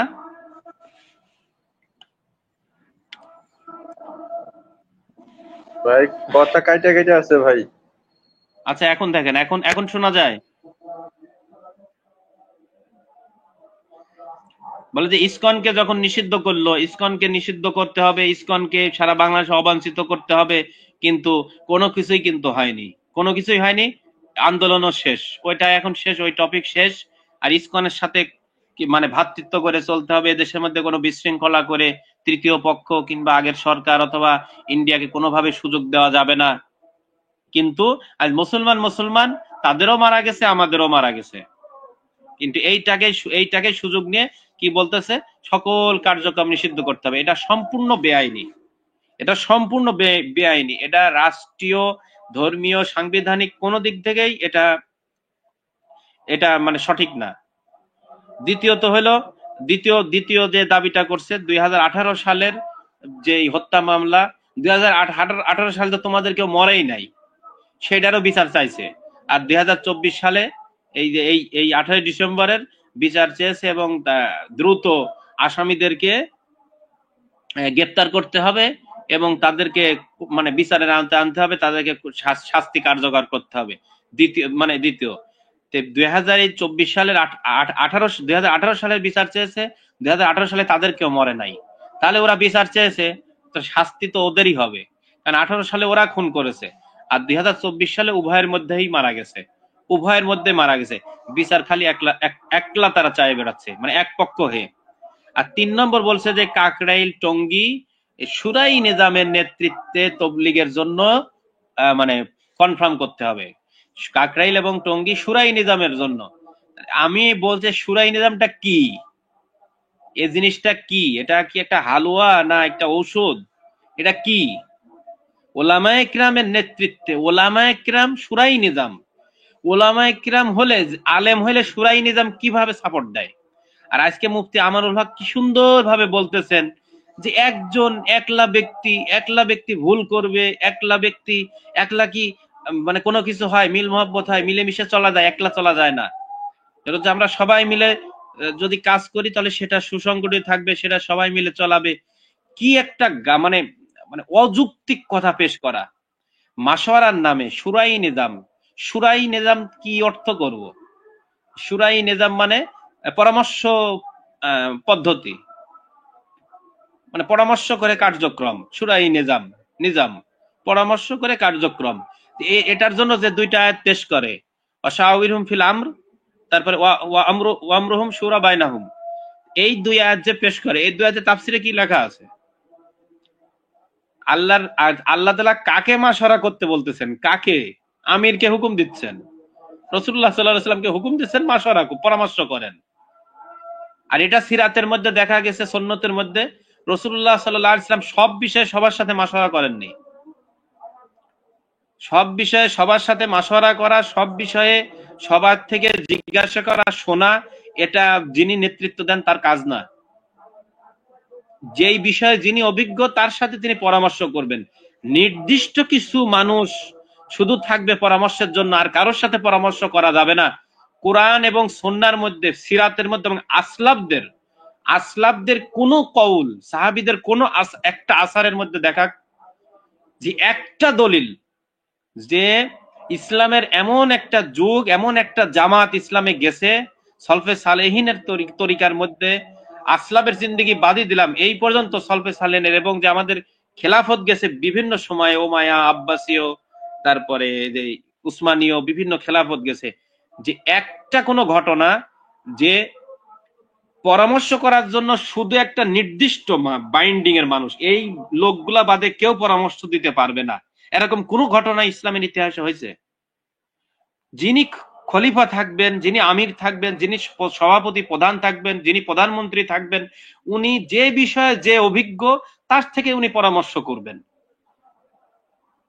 এবং হুকুম আছে যে, এটা একটা হুকুম আছে, এটা কোরআনে তাফসীরের মধ্যে আছে যে যিনি জিম্মাদার, মানে আল্লাহ রাসূল সাল্লাল্লাহু আলাইহি সাল্লাম একটা জিনিস করবেন, আল্লাহ ফায়সালা দিয়ে দিয়েছে উনি একটা জিনিস করবেন, একটা কাজ উনি করবেন, কিন্তু সাহাবীদেরকে একটু সঙ্গে নিয়ে আলোচনা করতে বলছেন, যাতে সাহাবীরা এটা অবগত থাকে, আর সাহাবীরাও যাতে মানে শয়তান তাদেরকে যাতে কোনোভাবেই কুলসিত করতে না পারে, তাদের অন্তরকে বিচলিত করতে না পারে। আল্লাহ রাসূল তো আমাদেরকে এগুলা বলেননি, আল্লাহ রাসূল তো আমাদেরকে এগুলা বললেন না, এইটা। কিন্তু এই শুরাই নিজাম, ওলামা ইকরামের নেতৃত্বে শুরাই নিজাম কিভাবে হতে পারে? অসম্ভব। ওলামা ইকরামের নেতৃত্বে শুরাই নিজাম হতে পারে না। ওলামা ইকরাম তো ওই জিনিসটা সাপোর্ট দিবে যেটা কোরআনে আছে। বাংলাদেশের ওলামা ইকরামরা বলবে যে আচ্ছা আপনারা তাবলিগে একজন আমির ঠিক করেন, আমরা সাদ সাহেবকে আমির মানি না, সাদ সাহেবের আমির মানবো না, আপনারা যারা আছেন বাংলাদেশে একজন আমির নির্বাচন করেন, আমির নির্বাচন করেন, আমিরের সাথে পরামর্শের লোক রাখেন বা না রাখেন, অথবা একটা জামাত রাখেন, মানে যেটা জায়েজ বলেন আপনারা, জায়েজ তরিকা। সিরাতে তো নাই, হয়তো জায়েজ তরিকা যে আমিরের সাথে একটা কমিটি রাখলো, সুরা মানে পরামর্শ দেওয়ার জন্য নির্দিষ্ট কিছু মানুষ। কিন্তু আমরা সাদ সাহেবকে আমির মানি না, সেজন্য একজনকে আমির আমরা ফয়সালা করতেছি। আপনাদের আমির একজন ফয়সালা করেন, ফয়সালা করে তার অধীনে আপনারা চলেন। আর এই কাকরাইল মসজিদ আর টঙ্গীর মাঠ, এটা কি নির্দিষ্ট শর্তের উপরে দেওয়া না? এই টঙ্গীর মাঠ আর কাকরাইল মসজিদ কার? এটা কিসের উপরে ভিত্তি করে দেওয়া, কিসের উপর ভিত্তি করে লেখা? এই মানে এমন একটা হয়েছে, আগের সরকার যেমন যা ইচ্ছা তাই করবে, যেখানে যা ইচ্ছা তাই করবে, যাকে ইচ্ছা তাকে আটকাবে। একটা মানুষ অসুস্থ হয়ে থানায় গেছে, তাকে বলা হয়তো তুমি কোন দলের, বলে আমি ওই দলের, বলে তার কেস নেওয়া হয়তো না। কি কেন? সে বিরোধী দলের মানুষ। এখন হচ্ছে ওরে বাবা, আমাদের কেস নেওয়া হচ্ছে না, কেস নেওয়া যাবে না, আমাদের সংবাদ প্রচার করা যাচ্ছে না, আমরা এক জায়গায় বসতে পারতেছি না। তো এই যে একটা টঙ্গীর মাঠ এবং কাকরাইল মসজিদ একটা নির্দিষ্ট ভাবে আইনি ভাবে লিখিত একটা জিনিস, এটা গার জোর, মানে তাদের যে আমরা যেটা বলবো এটাই ইসলাম, আমরা যা বলতেছি এটাই, এর বাইরে কিছু কোনো মত পথ চলবে না। এইকে কাফের ফতোয়া দেওয়া, ওই যে একটা বই ছিল কার ফতোয়ায় কে কাফের, মানে আসলে তার ব্যাপার হয়ে গেছে তাই, কার ফতোয়ায় কে কাফের। হ্যাঁ, ফতোয়া এসে যাচ্ছে, মানে ফতোয়া কি এতই ফালতু একটা জিনিস? ফতোয়া এসে যাচ্ছে, মসজিদে ওদের উঠতে দেওয়া যাবে না, কমিটি উঠতে দিলে গুনাহগার হবে, কমিটির নিষেধ বাধা দিতে হবে, মানে যে তাদেরকে যে কোনো ভাবে সাহায্য করবে, সাদ সাহেবের অনুসারী হওয়ার কারণে তাকে যে কোনো ভাবে সাহায্য করা এই কাজে, তাহলে সে গুনাহগার হবে, সে হচ্ছে ইসলাম থেকে বের হয়ে যাবে, সে বড় একটা অপরাধী হবে, সে আহলে সুন্নাত ওয়াল জামাত থেকে বের হয়ে খারিজ হয়ে যাবে। ফতুয়া এত সস্তা হয়ে গেছে, যেখানে সেখানে মানে এটা একটা ফালতু কথার মতো হয়ে গেছে, ফতুয়ার কোনো মূল্য নাই। আজকে তোমরা যে ফতুয়াটা দিচ্ছ, এই ফতুয়াটা দারুল উলুম দেওবন্দ দিবে? তাহলে দারুল উলুম দেওবন্দ যদি তোমাদের বিরোধী ফতুয়া দেয়, আগে যে ফতুয়া গুলা দিয়ে রাখছে যে ওনারা হকের উপরে আছে, আহলে সুন্নাত ওয়াল জামাতের অনুসারী, মাসলাকে দেওবন্দি, ওনারা গোমরা না, যেই ফতোয়া গুলা দেওবন্দ দিয়ে রাখছে এখন পর্যন্ত, তাহলে সেই ফতোয়া যদি দেওবন্দ চেঞ্জ না করে, দেওবন্দ যদি গোমরা না বলে, দেওবন্দ যদি না বলে যে নিজামুদ্দৌলাদের সাহায্য সহায়তা করা যাবে না কিংবা মসজিদে উঠতে দেওয়া যাবে না, এই কথা যদি দেওবন্দ না বলে, দেওবন্দ যদি বলে হ্যাঁ মসজিদে উঠতে দেওয়া যাবে, তাদেরকে তাদের সাহায্য সহায়তা করা যাবে, তাদের দিনী কাজে সহযোগিতা করা যাবে, তাহলে আমরা এখন এইবার তোমরাই মারামারি করো, এবার তোমরাই তাহলে ফতোয়া নিয়ে মারামারি করো ফট করে, মানে কিচ্ছে যে কেমন হচ্ছে যে ফতোয়া মনে হয় ওদের সিন্ডিকেটের মধ্যে আটকানো, সবকিছু একটা সিন্ডিকেট করে আটকে ফেলাইছে, যা ইচ্ছা তাই করব। সাংবাদিক শুধু খালি বলছে জুবায়ের পন্থী, তাই সাংবাদিককে মার। সাংবাদিক তো আচ্ছা বিপদে পড়ে গেছে, আমি মানে সাংবাদিকরা এখন উঠতে পারতেছে না, সেজন্য আজকে আমানুল হক সাহেব আজকে সাংবাদিক সম্মেলনে বলছে যে জুবায়ের পন্থী আমাদের বলবেন না, আমাদের জুবায়ের পন্থী বলবেন না, আমরা হচ্ছে তারাই নাকি মূল ধারা, আর তারা হচ্ছে শুরাই নিজাম, আসলে সুরাই নিজামটা কি? এটা কি কি গুলায় খাইতে হয় না বড়ি বানায় খাইতে হয় কি? আর এটা যদি বলে যে আলেমদের নেতৃত্বে, এটা কোনো কথা হইলো? ওলামা ইকরাম এই আমিরবিহীন সুরা মেনে নিতে পারে? আমিরবিহীন সুরা, তারা এত হাদিস না দেওবন্দ নিষেধ করছে, ওই কোরআন হাদিসের বাইরে গেছে বলে আমরা ছাদ সাহেবের বিরোধিতা করি, এই ছাদ সাহেব হচ্ছে আলে সুন্নাত ওয়াল জামাত থেকে খারিজ হয়ে গেছে। তাহলে সুরাই নিজামের পক্ষে তো কোরআন হাদিসের একটা আয়াত লাগবে, কোরআনে একটা আয়াত একটা তানভীর হাদিস তো তানভীর লাগবে। ভাই হ্যাঁ, জি তানভীর ভাই জি বলেন। মানে এখন এখন তাবলিগ যদি ওলামায়ে কেরামের নেতৃত্বে চলে, এতদিন ওলামায়ে কেরামের বাইরে চলছিল। ওই ওলামা ইকরামের নেতৃত্ব তাবলিগ চলবে, সেজন্য যে মৌলানা এই ভাই ফারুক সাহেব, তারপরে প্রফেসর সানাউল্লাহ, ওনারা এসে বয়ান করে, ওনারা বাংলাদেশের জোরে আসে, ইস্তেমা এসে বয়ান করে। ওনারা ওলামা ইকরাম, ওনারা ওলামা ইকরাম না, ওনারা জেনারেল শিক্ষিত। ওনারা বিশ্বের বড় বড় ওরা যেখানে যেখানে যায়, ওদের ইস্তেমা জোরে যায়, ওখানে যায় ওই জেনারেল শিক্ষিতরা বয়ান করে। ওদের সমস্ত বয়ান ওলামা ইকরামের নেতৃত্বে হয় না। কাকরাইলে ওনাদের আর মুরব্বীদের মধ্যে জেনারেল শিক্ষিত মুরব্বী রয়ে গেছে কত, জেনারেল শিক্ষিত মুরব্বী। আর আর সবচেয়ে বড় কথা, আর কষ্টের কথা, আজকে একটা সাংবাদিক সম্মেলন হইলো, সেখানে মেন পদের কেউ নাই, পাশে যাদেরকে পরিচয় করায় দিল। দেখেন, এই পরিচয়টা করানো আমার মতে একদিক দিয়ে ঠিক আছে, মানে তো বলতেছে উনি তবলিগের মুরব্বী, তবলিগের প্রবীণ কর্মী, তবলিগের বহুদিনের হচ্ছে মেহনতের সাথী, এইভাবে সব হেফাজতের খেলাফত মজলিসের বড় বড় আলেমদের নাম হচ্ছে পরিচয় করায় দিচ্ছে। তা আমি পরে চিন্তা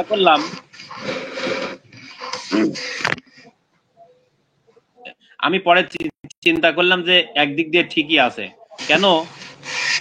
ওই যে কালকে আমাদের সাংবাদিক সম্মেলনে কালকে বলছে মামুনুল হক সাহেব তবলিগের কেউ না, ওদের মাথা নষ্ট হয়ে গেছে। হ্যাঁ, তবলিগের কেউ না, উনি মাদ্রাসায় পড়ানো তবলিগ না, ওই কি বলে মসজিদে ইমামতি করা তবলিগ না, মানুষকে দিনের দাওয়াত হাদিস শিখাচ্ছে, ফিকহ শিখাচ্ছে, এগুলা কি তবলিগ না? আচ্ছা বলেন, কেউ যদি জালসায় কথা বলে তাকে তাকে কি কেউ বলবে?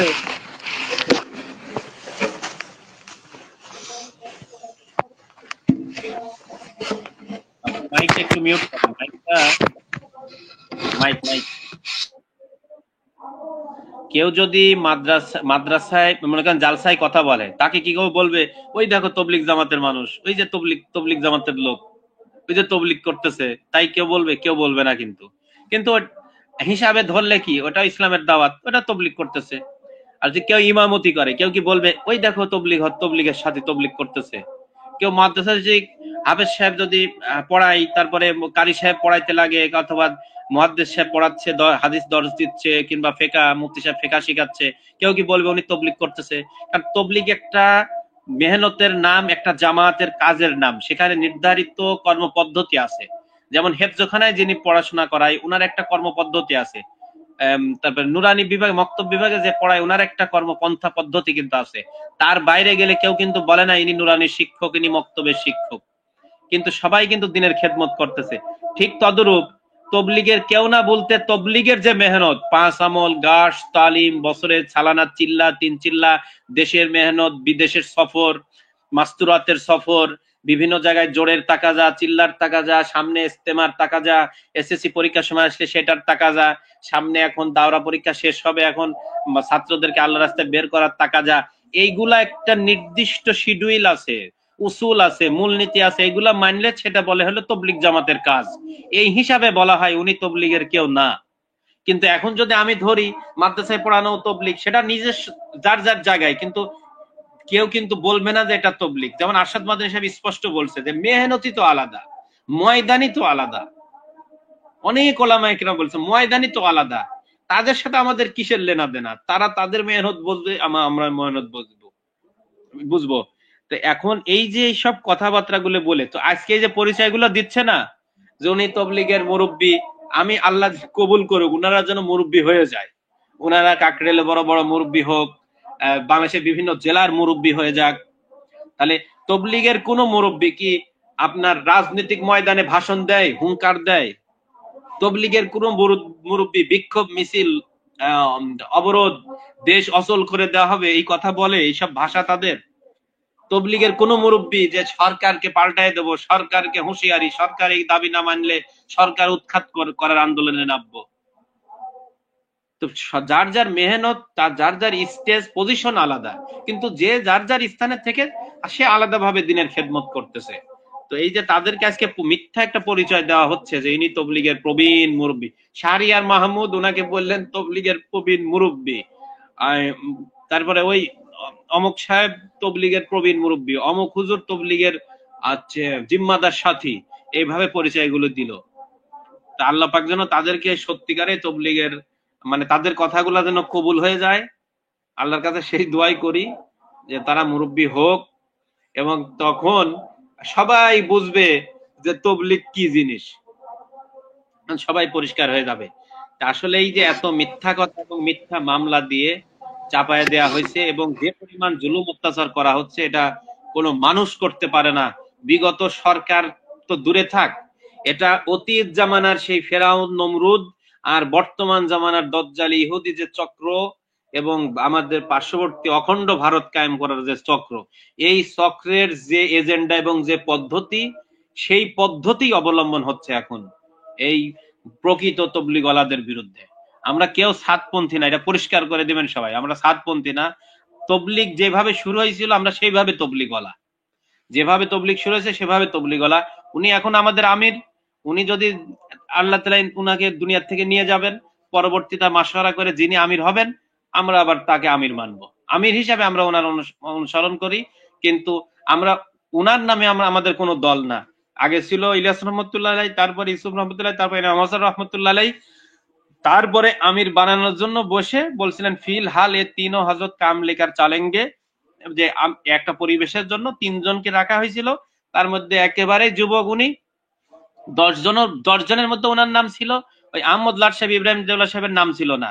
আবার 3 জনের মধ্যেও সাদ সাহেবের নাম ছিল, আহমদ লাট সাহেব ইব্রাহিম দেওলার নাম ছিল না। সুতরাং একবারে সিরিয়ালে উনি হয়ে হয়ে হয়ে আসে। তারপরে নিজামুদ্দিনে 2015 সালের 8ই ডিসেম্বর উনি আমির এবং 8 জন সুরা নিজামুদ্দিনে মাশওয়ারা হয়ে ফাইসালা হয়েছে। আর 2017 সালের 22শে জানুয়ারি 100-এরও বেশি রাষ্ট্রের জিম্মাদার সাথীদের সামনে ফয়সালা হয়েছে যিনি সারা দুনিয়ার এখন দাওয়াতের কাজের জিম্মাদার, এবং মার্কাজ হলো নিজামুদ্দিন, পরামর্শ নিজামুদ্দিনের হবে, নেতৃত্ব চলবে, সমস্ত প্রোগ্রাম চলবে নিজামুদ্দিনের মুরব্বীদের নেতৃত্বে, সবকিছু নিজামুদ্দিনের 2 বছর পর পর যাওয়া হবে, সমস্ত কিছুর পরামর্শ লিখিত ভাবে হয়। তো সুতরাং আমরা কেউ সাতপন্থী না। দাওয়াত তবলিগ যে আল্লাহ পাক দোবারা শুরু করাইছেন, সেই দাওয়াত তবলিগের উপরে সিরিয়ালে আমরা আছি। সামনে আবার যিনি আমির আসবেন আবার আমরা তাকে আমির মেনে কাজ করতে থাকবো। জি ইনশাল্লাহ। অনেক অনেক কথা বলছি। মাহফুজ ভাই, আজকে রিসেন্টলি কি হাল হাকিকত, মানে এই যে শুনলাম যে আমাদের 27 তারিখে নাকি ওখানে যাওয়া, আমাদের কাকরাইলে যাওয়া যাবে না। অনেক সুন্দর আলোচনা।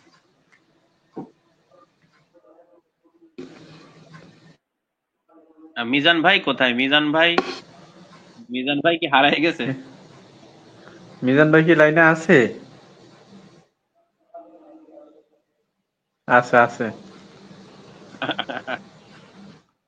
মিজান ভাই, আমি মানে রিসেন্টলি আমি শুনলাম যে একটা পরিপত্র জারি হয়েছে, দেখলাম একটু দেখলাম, তারপর আপনি মেসেজ করছেন। ওই যে পরিপত্রটা জারি হয়েছে যে 27 তারিখে তাদের আজকে সাংবাদিক সম্মেলনে এই হুমকিটা দিছে, ওদেরকে দ্রুত বিচারের আওতায় না আনলে কাকরাইল মসজিদ আর তার আশপাশ সব অচল করে অবরোধ করে দেব, অনির্দিষ্টকালের জন্য ধর্মঘট। এই এই একটা নাটক করছে এরা যে এটা নাটক করছে, আর নাটকের ভিলেন হয়ে পরিপত্র জারি হয়ে গেছে, ভিলেনরা পরিপত্র জারি করে দিছে কি 27 তারিখে সবগোজারির কোন, এই লেখাটাই তো একবারে মানে অযৌক্তিক। 27 তারিখে সবগোজারি হয় কাকরাইল মসজিদে? 27 তারিখ হলো, আমি শুনতেছি, মানে আমার নেটে একটু প্রবলেম করতেছে, তো এই জন্য সাথে সাথে মিউট অন করা যাচ্ছে না আর কি, একটু বিলম্ব হয়ে যাচ্ছে। আপনি বলতে থাকেন। জি শুনতেছি। বলতেছি যে 27 তারিখে হলো মানে শুক্রবার, 27 তারিখ হলো আমাদেরকে কাকরাইল মসজিদ আমাদের বাড়ি। আর 26 তারিখ রাতে হলো সব গুজারি হয়। 26 তারিখ রাতে বৃহস্পতিবারের দিনগত রাতে সব গুজারি।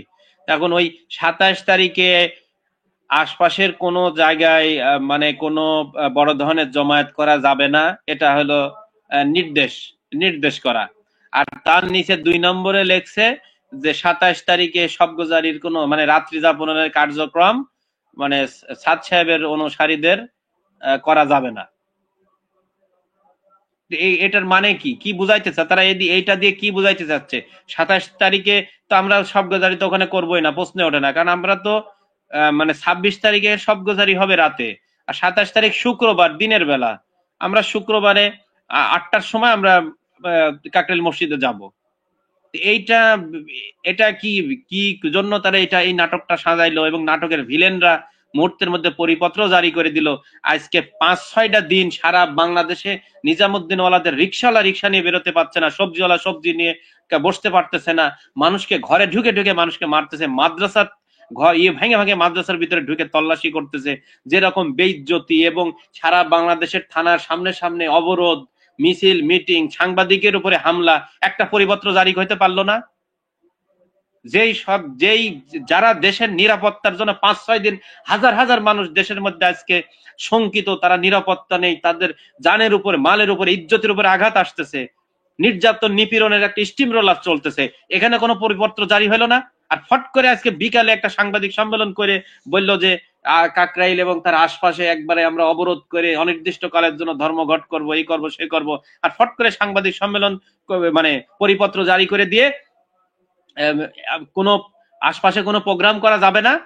এটা ভালো, এটা ঠিক আছে, কিন্তু দ্বিতীয় নম্বরে কি প্যাঁচটা লাগাই দিছে? দ্বিতীয় নম্বরে প্যাঁচ লাগাই দিছে যে আমরা হচ্ছে শবগুজারিতে রাত্রি যাপন করতে আমাদেরকে নিষেধ করছে। আমরা রাত্রি যাপন করার আমাদের ঠেকা আছে বলেন? আমরা ওখানে রাত্রি যাপন করতে যাব কেন? শবগুজারি করবো আমরা হচ্ছে পশ্চিম পাড়ের টিনশেতে আমরা টঙ্গীর মাঠের পশ্চিম পাড়ে আমাদের মার্কাজে শবগুজারি করবো, আর শুক্রবার দিন আমাদের নির্ধারিত সময় ওখানে যাব। এই পরিপত্র তো কোনো আগামাথা বুঝলাম না, এবং সম্পূর্ণ তো এখানে লেখাগুলো বেআইনি। এটার দ্বারা কি বোঝাতে চাইছে? যে আমাদেরকে ওটা দিবে না? আমি এটা জানতে চাচ্ছি যে আমাদেরকে ওই 27 তারিখ আমাদের কাকরাইলে যে আমাদের বাড়ি আছে, ওই বাড়িতে আমাদের যেতে নিষেধ করতেছে, তাহলে ওই 27 তারিখ থেকে কাদের অধীনে ওই থাকবে?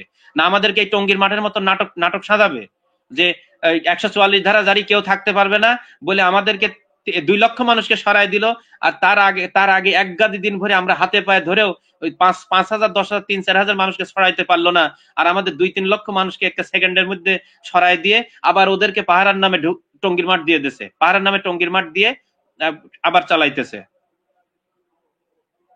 তাহলে এটা কি মানুষ বোঝে না?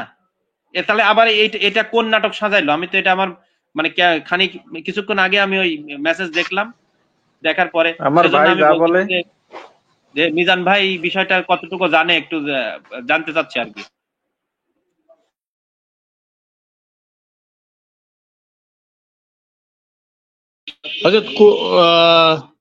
হযরত কোন বিষয়টা আরেকবার বললে ভালো হয়। কাকরাইল মসজিদের যে এই যে একটা পরিপত্র জারি করছে। ঠিক আছে ভাই, নেটওয়ার্কে সব মানে কি আপনার আমাদের দিকেই সব। জি বলেন। কাকরাইল মসজিদের একটা পরিপত্র জারি করছে, মানে ওরা আজকে সাংবাদিক সম্মেলনে বলছে যে এদেরকে গ্রেফতার করতে হবে, নিষিদ্ধ করতে হবে, না হইলে কাকরাইল এবং তার আশপাশ সব জায়গা অবরোধ সমস্ত জায়গা অবরোধ করে আমরা হচ্ছে অনির্দিষ্টকালের জন্য ধর্মঘট করব। আজকে এই যে রাত্রে পরিপত্র দেখতেছি যেখানে লেখা রয়েছে কোনো আশপাশে কোনো, যেটা সরকারের কর্তব্য যে কাকরাইল এবং তার আশপাশে কোনো বড় ধরনের সমাবেশ জমায়েত করা যাবে না, ঠিক আছে। তো দ্বিতীয় নম্বরে লেখছে যে নিজামুদ্দিন মৌলানা সাদ সাহেবের অনুসারীদের মানে শবগুজারি করা যাবে না। এটার কি মানে কিছু বুঝলাম না। আমরা তো ওই 26 তারিখ রাতের শবগুজারি করতে তো আমরা যাব না, আমাদের 27 তারিখ হচ্ছে 8টাতে আমাদের মার্কাজ বুঝে দেওয়া। তাহলে এখানে কি নাটক যে মার্কাজে যাওয়া নিষেধ করতেছে? এটা আমি জানতে চাচ্ছি।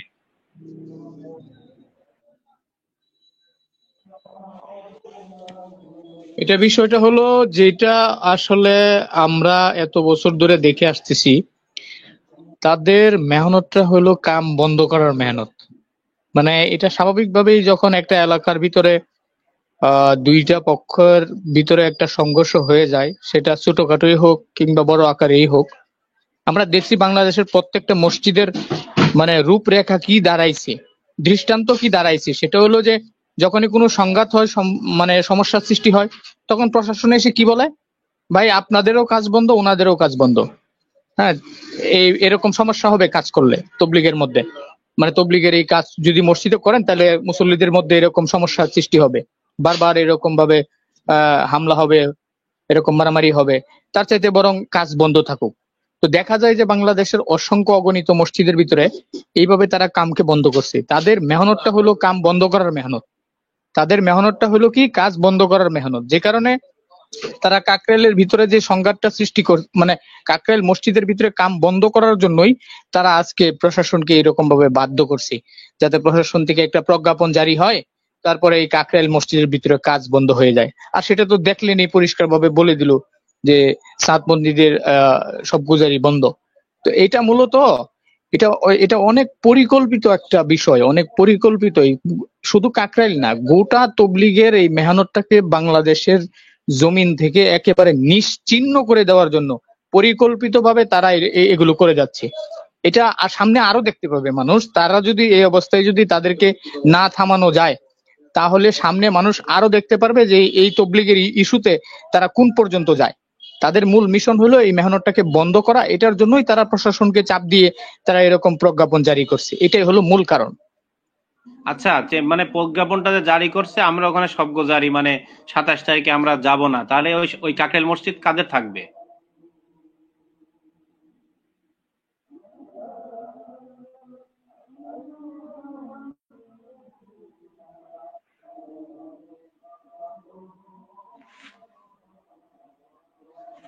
জি মিজান ভাই। তানভীর ভাই, মাশাআল্লাহ, খুব ভালো কথা বলছেন, কিন্তু এই বিষয়টা আসলে মূল চিন্তার বিষয় হলো যে মানে আমল সমান সমান ভাগ করেন। আমরা যত জায়গায়, হ্যাঁ শুনতে পাচ্ছি, বলেন। আমি আমি আমি এটা শেষ করে ফেলি। আপনি মানে কাকরাইল মসজিদ এমত অবস্থায় কাদের হাতে থাকবে, এখান থেকে কিন্তু একটা বিষয় মানে যেটার ইঙ্গিত আমরা পাইতেছি, কাকরাইল মসজিদে আমরা যেতে পারবো না, আমাদের কোনো কাজকর্ম থাকবে না। পাহারাদারি বা মসজিদকে বুঝে নেওয়া, মসজিদকে আয়ত্তে রাখার জন্য তারা মসজিদকে মানে পরিকল্পিত ভাবে, আল্লাহ ভালো জানেন, এখনো কিছুটা মানে আমরা ধারণা থেকে বলতেছি এমনটাই হবে হয়তোবা, যে তারা মসজিদকে ওই তাদের হাতেই, আমাদের তাবলিগ জামাত থেকে বের হয়ে যাওয়া সুরাপন্থী ভাইদের হাতেই কাকরাইল মসজিদকে হস্তান্তর করার পরিকল্পনা চলতেছে, বুঝছেন? মসজিদ তাদের অধীনেই থাকবে, আমরা সেখানে যেতে পারবো না, আমরা সেখানে সব গুজারি করতে পারবো না, এটাই হলো মূল টার্গেট। জি মৌলানা।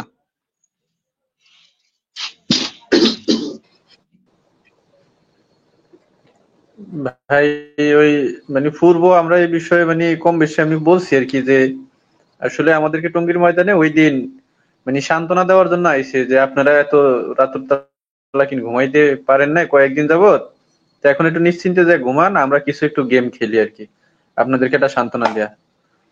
এখন মানে সমস্ত জায়গাতে তারা এরকম ভাবে ষড়যন্ত্র করতেছে যে এটা আমাদের প্রকাশ্যে আল্লাহ তাআলা দেখাইতেছেন, কিন্তু দেখানোর পরে এরকম একটা সিচুয়েশন তৈরি করে যেটা আমাদের মানে বলার মতন এটা কোনো ভাষা রাখে না।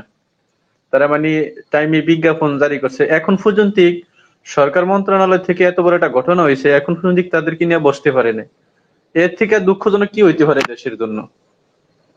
মানে তারা আমাদেরকে বুঝাইতে চাইতেছে যে আমরা যদি আপনাদেরকে নিয়ে বসি তাহলে একটা সমাধান হয়ে যাইব, বসার আগে যেন আপনাদের সাথীদের উপরে যত রকমের হামলা আছে, মোকদ্দমা আছে, সবকিছু যেন তারা চালাইতে পারে।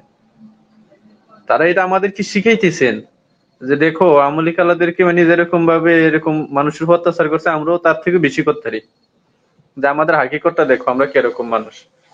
তারা এই জিনিসটা এরকম ভাবে উপলব্ধি করে তুলছে যে দেখেন আজকে 18 তারিখে যদি গন্ডগোল হয়, আমরা 2 দিনের ভিতরে যেহেতু বাংলাদেশের ভিতরে এত একটা সংঘর্ষ যেখানে 3 জন মানুষ মারা গেছে, সমস্ত বিষয়গুলি নিয়ে আমরা আবার 2 দিন পরে বিস্তারিত ভাবে বসতে পারি এটা সমাধানের ব্যাপারে বা এটা কি করা যায় আলোচনার ব্যাপারে।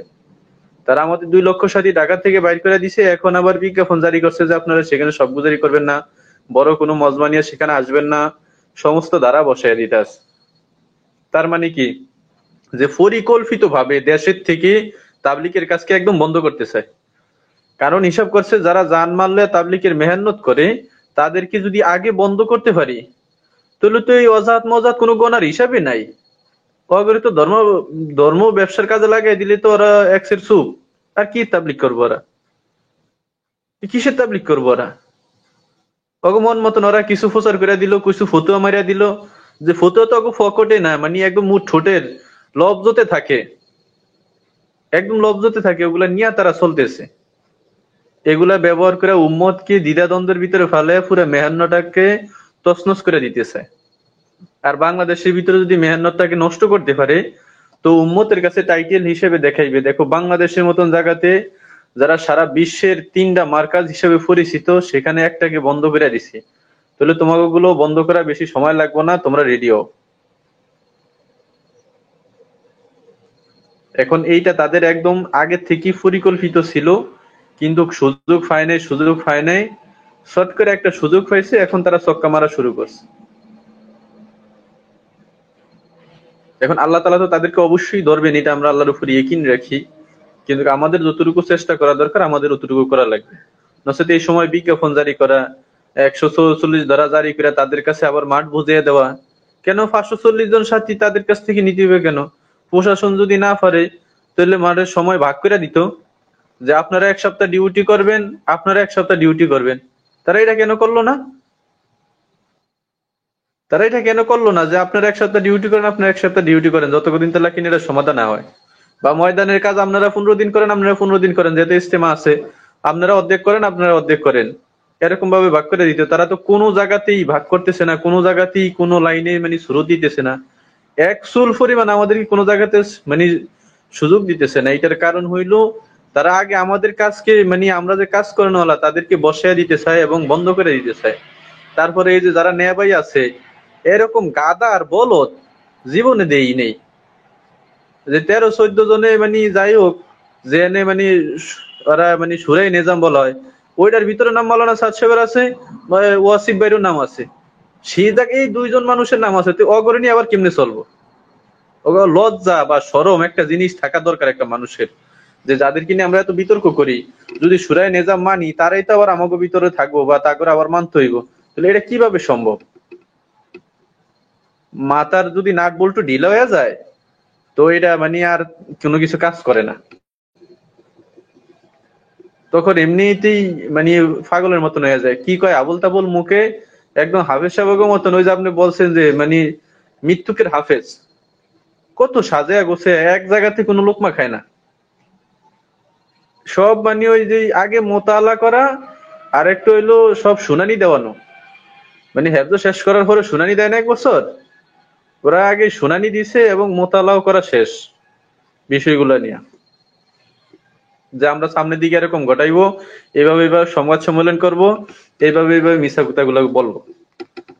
আসলে এখন জাতি এই জিনিসটা বোঝা দরকার, যে ইসলামকে নিয়ে কি পরিমাণ ষড়যন্ত্র চলতেছে, যে বাংলার মুসলমানদেরকে কি পরিমাণ অপমান আর অপদস্থ করতেছে সারা বিশ্বের কাছে, এই জিনিসটা এখন বোঝা দরকার, যে আসলে এগুলা কি হইতেছে, এগুলা কি মানে কোনো ভাষা নাকি ব্যক্তিত্ব। আমরা এক সময় দেখছি যে মানে বিএম ফেলার যখন মিটিং মিছিল করতো, তো আওয়ামী লীগ তাগর ফুরে বিজ্ঞাপন জারি করে দিত। লকডাউনের সময় দেখছি, করোনার সময় কিছুতে নি কিছু হইলে লকডাউন, শাটডাউন সব বন্ধ করে থেয়া দেয়। এখন আমরা যা দেখতেছি যে মানে সাথীরা তালিম করতেছে, হেনে যে একজন একটু বাধা বিঘ্নতা হয়, ধাক্কাধাক্কি হয়, তো প্রশাসন জায়গায় পুরা কাজ বন্ধ। মানে কি সুন্দর তরতিব বানায় নিছে, যে মানে পুরা কাজ বন্ধ। মাশাআল্লাহ, যেখানে সংঘর্ষ হইব সেখানে কোনো প্রশাসন নাই, যেখানে 3 মাস থেকে আমরা সংঘর্ষ থেকে বাঁচতে চাই, সেখানে আমাদের কোনো কথাও গ্রহণযোগ্য না। আবার কিছু হইলে আমাদের গার উপরে সব চাপাইয়া দাও, মানে মামুর বাড়ির আবদার, যে এটা তোমরা এই করছো, তোমাদেরকে দিয়া দিলাম। বাপ মা যেরকম ছেলে সন্তানের উপরে দোষ চাপাইয়া দিয়া জবরদস্তি করে, এটা তোর মানাই লাগবো, ওরাও আমাকে এমন করতেছে। মানে এরকম ভাবে দোষ গুলা রে এরকম ভাবে প্রকাশ্যে, যে জাতির কাছে প্রকাশ্যে।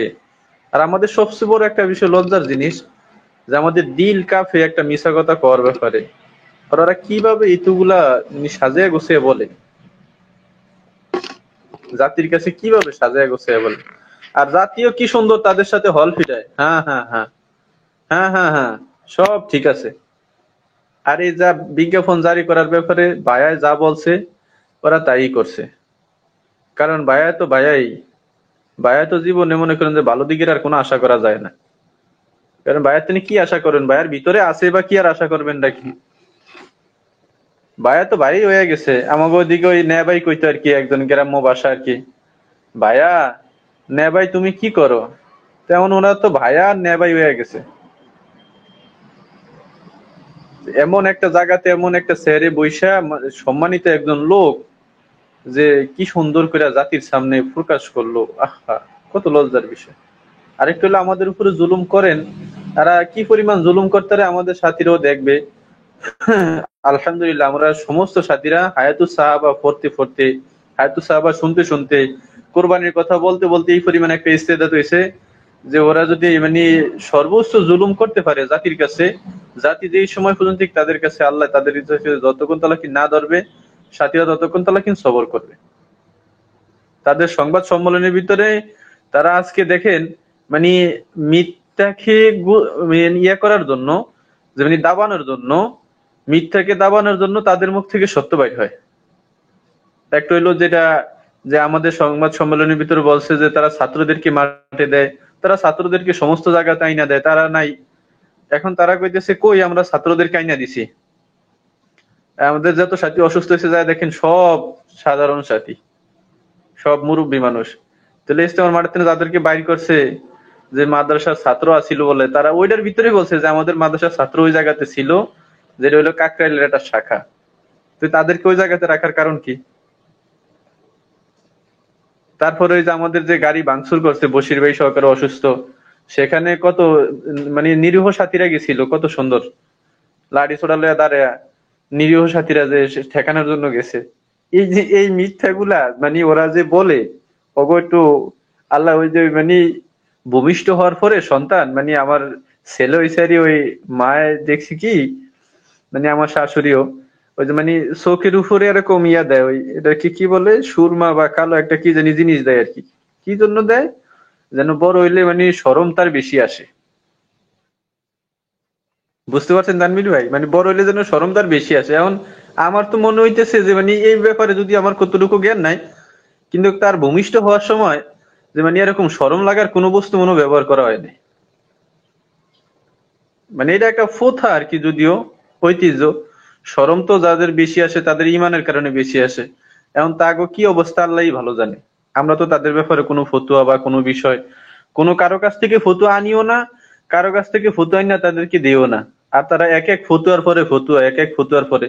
এখন তো আত্মীয় স্বজন স্বামী স্ত্রীরও ভাগ করে দেওয়া না, আগেও ভাগ করছে এখন আবারও ভাগ করতেছে। ফতুয়া আনছে এখন মাইনুল ইসলাম হাটাদারির থেকে, তাদের মন মতন ফতুয়া একটা লিখে নিয়ে এসে।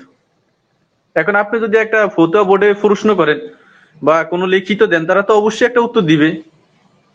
এজমা কেস দিয়া তাগরে যেরকম লিখিত দিবেন তারা এরকম একটা উত্তর তো অবশ্যই দিবে, কারণ ফতুয়া বোর্ডে আপনি দিচ্ছেন। এটা তো তাদের কোনো দোষ না। দোষ তো যে কোন সময় কোন জায়গায় কাদের ব্যাপারে প্রশ্ন করবে তার দোষ। সে বুঝা না বুঝা অন্য জায়গায় ঢিল মারে। কিন্তু আসলে ওই কিছু জায়গা আছে যেখানে ঢিল মারলে নিজের ক্ষতি হয়। যেরকম মৌমাছির চাকের ভিতরে যদি ঢিল মারে তো নিজের সবচেয়ে বেশি ক্ষতি হয়।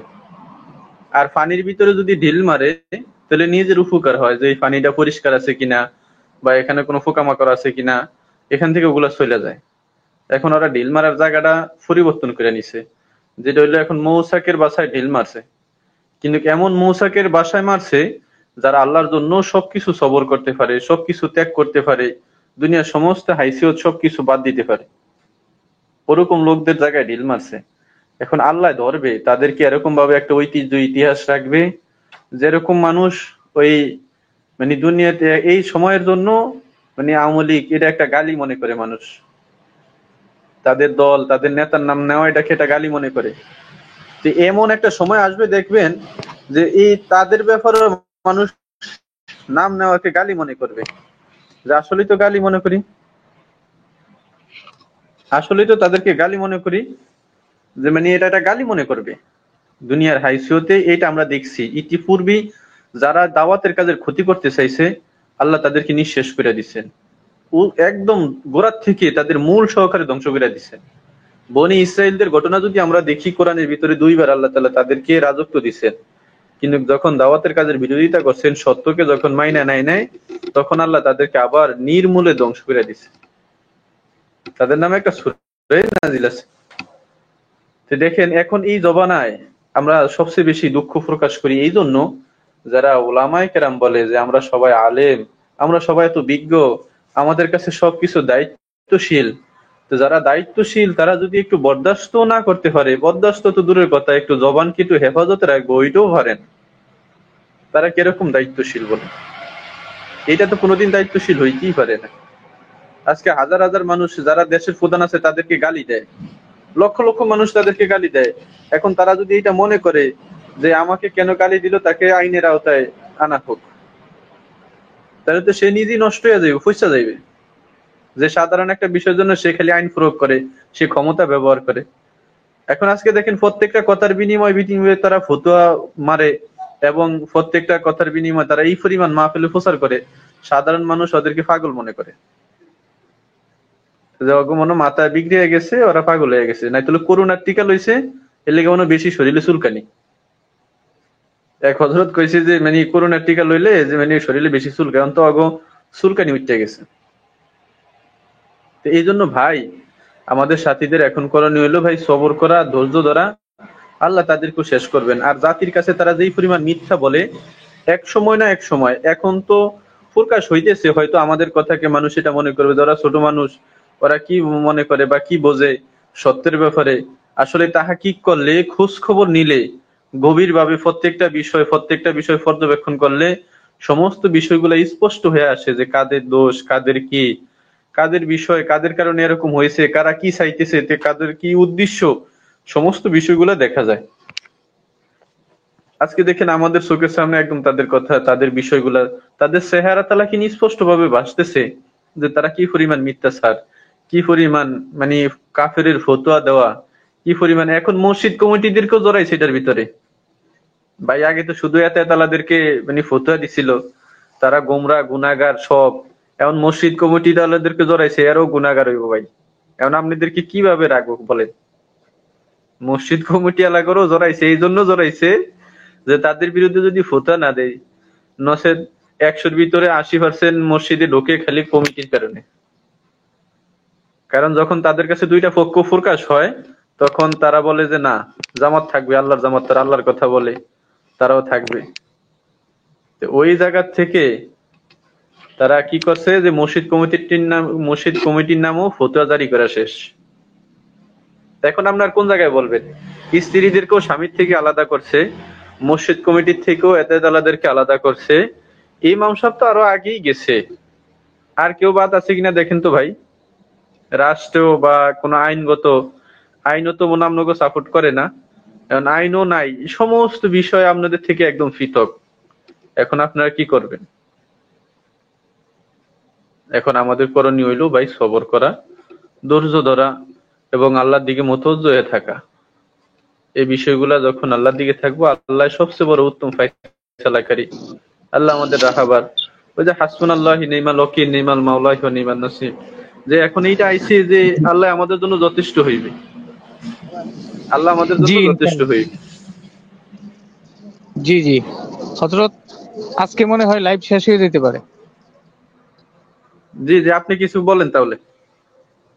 না না, কথা তো হয়ে গেছে আলহামদুলিল্লাহ। বাকি এই কথাগুলোর উপরে আল্লাহ আমাদের সবাইকে আমল করার তৌফিক দান করেন। আমিন। আসসালামু আলাইকুম ওয়া রাহমাতুল্লাহ।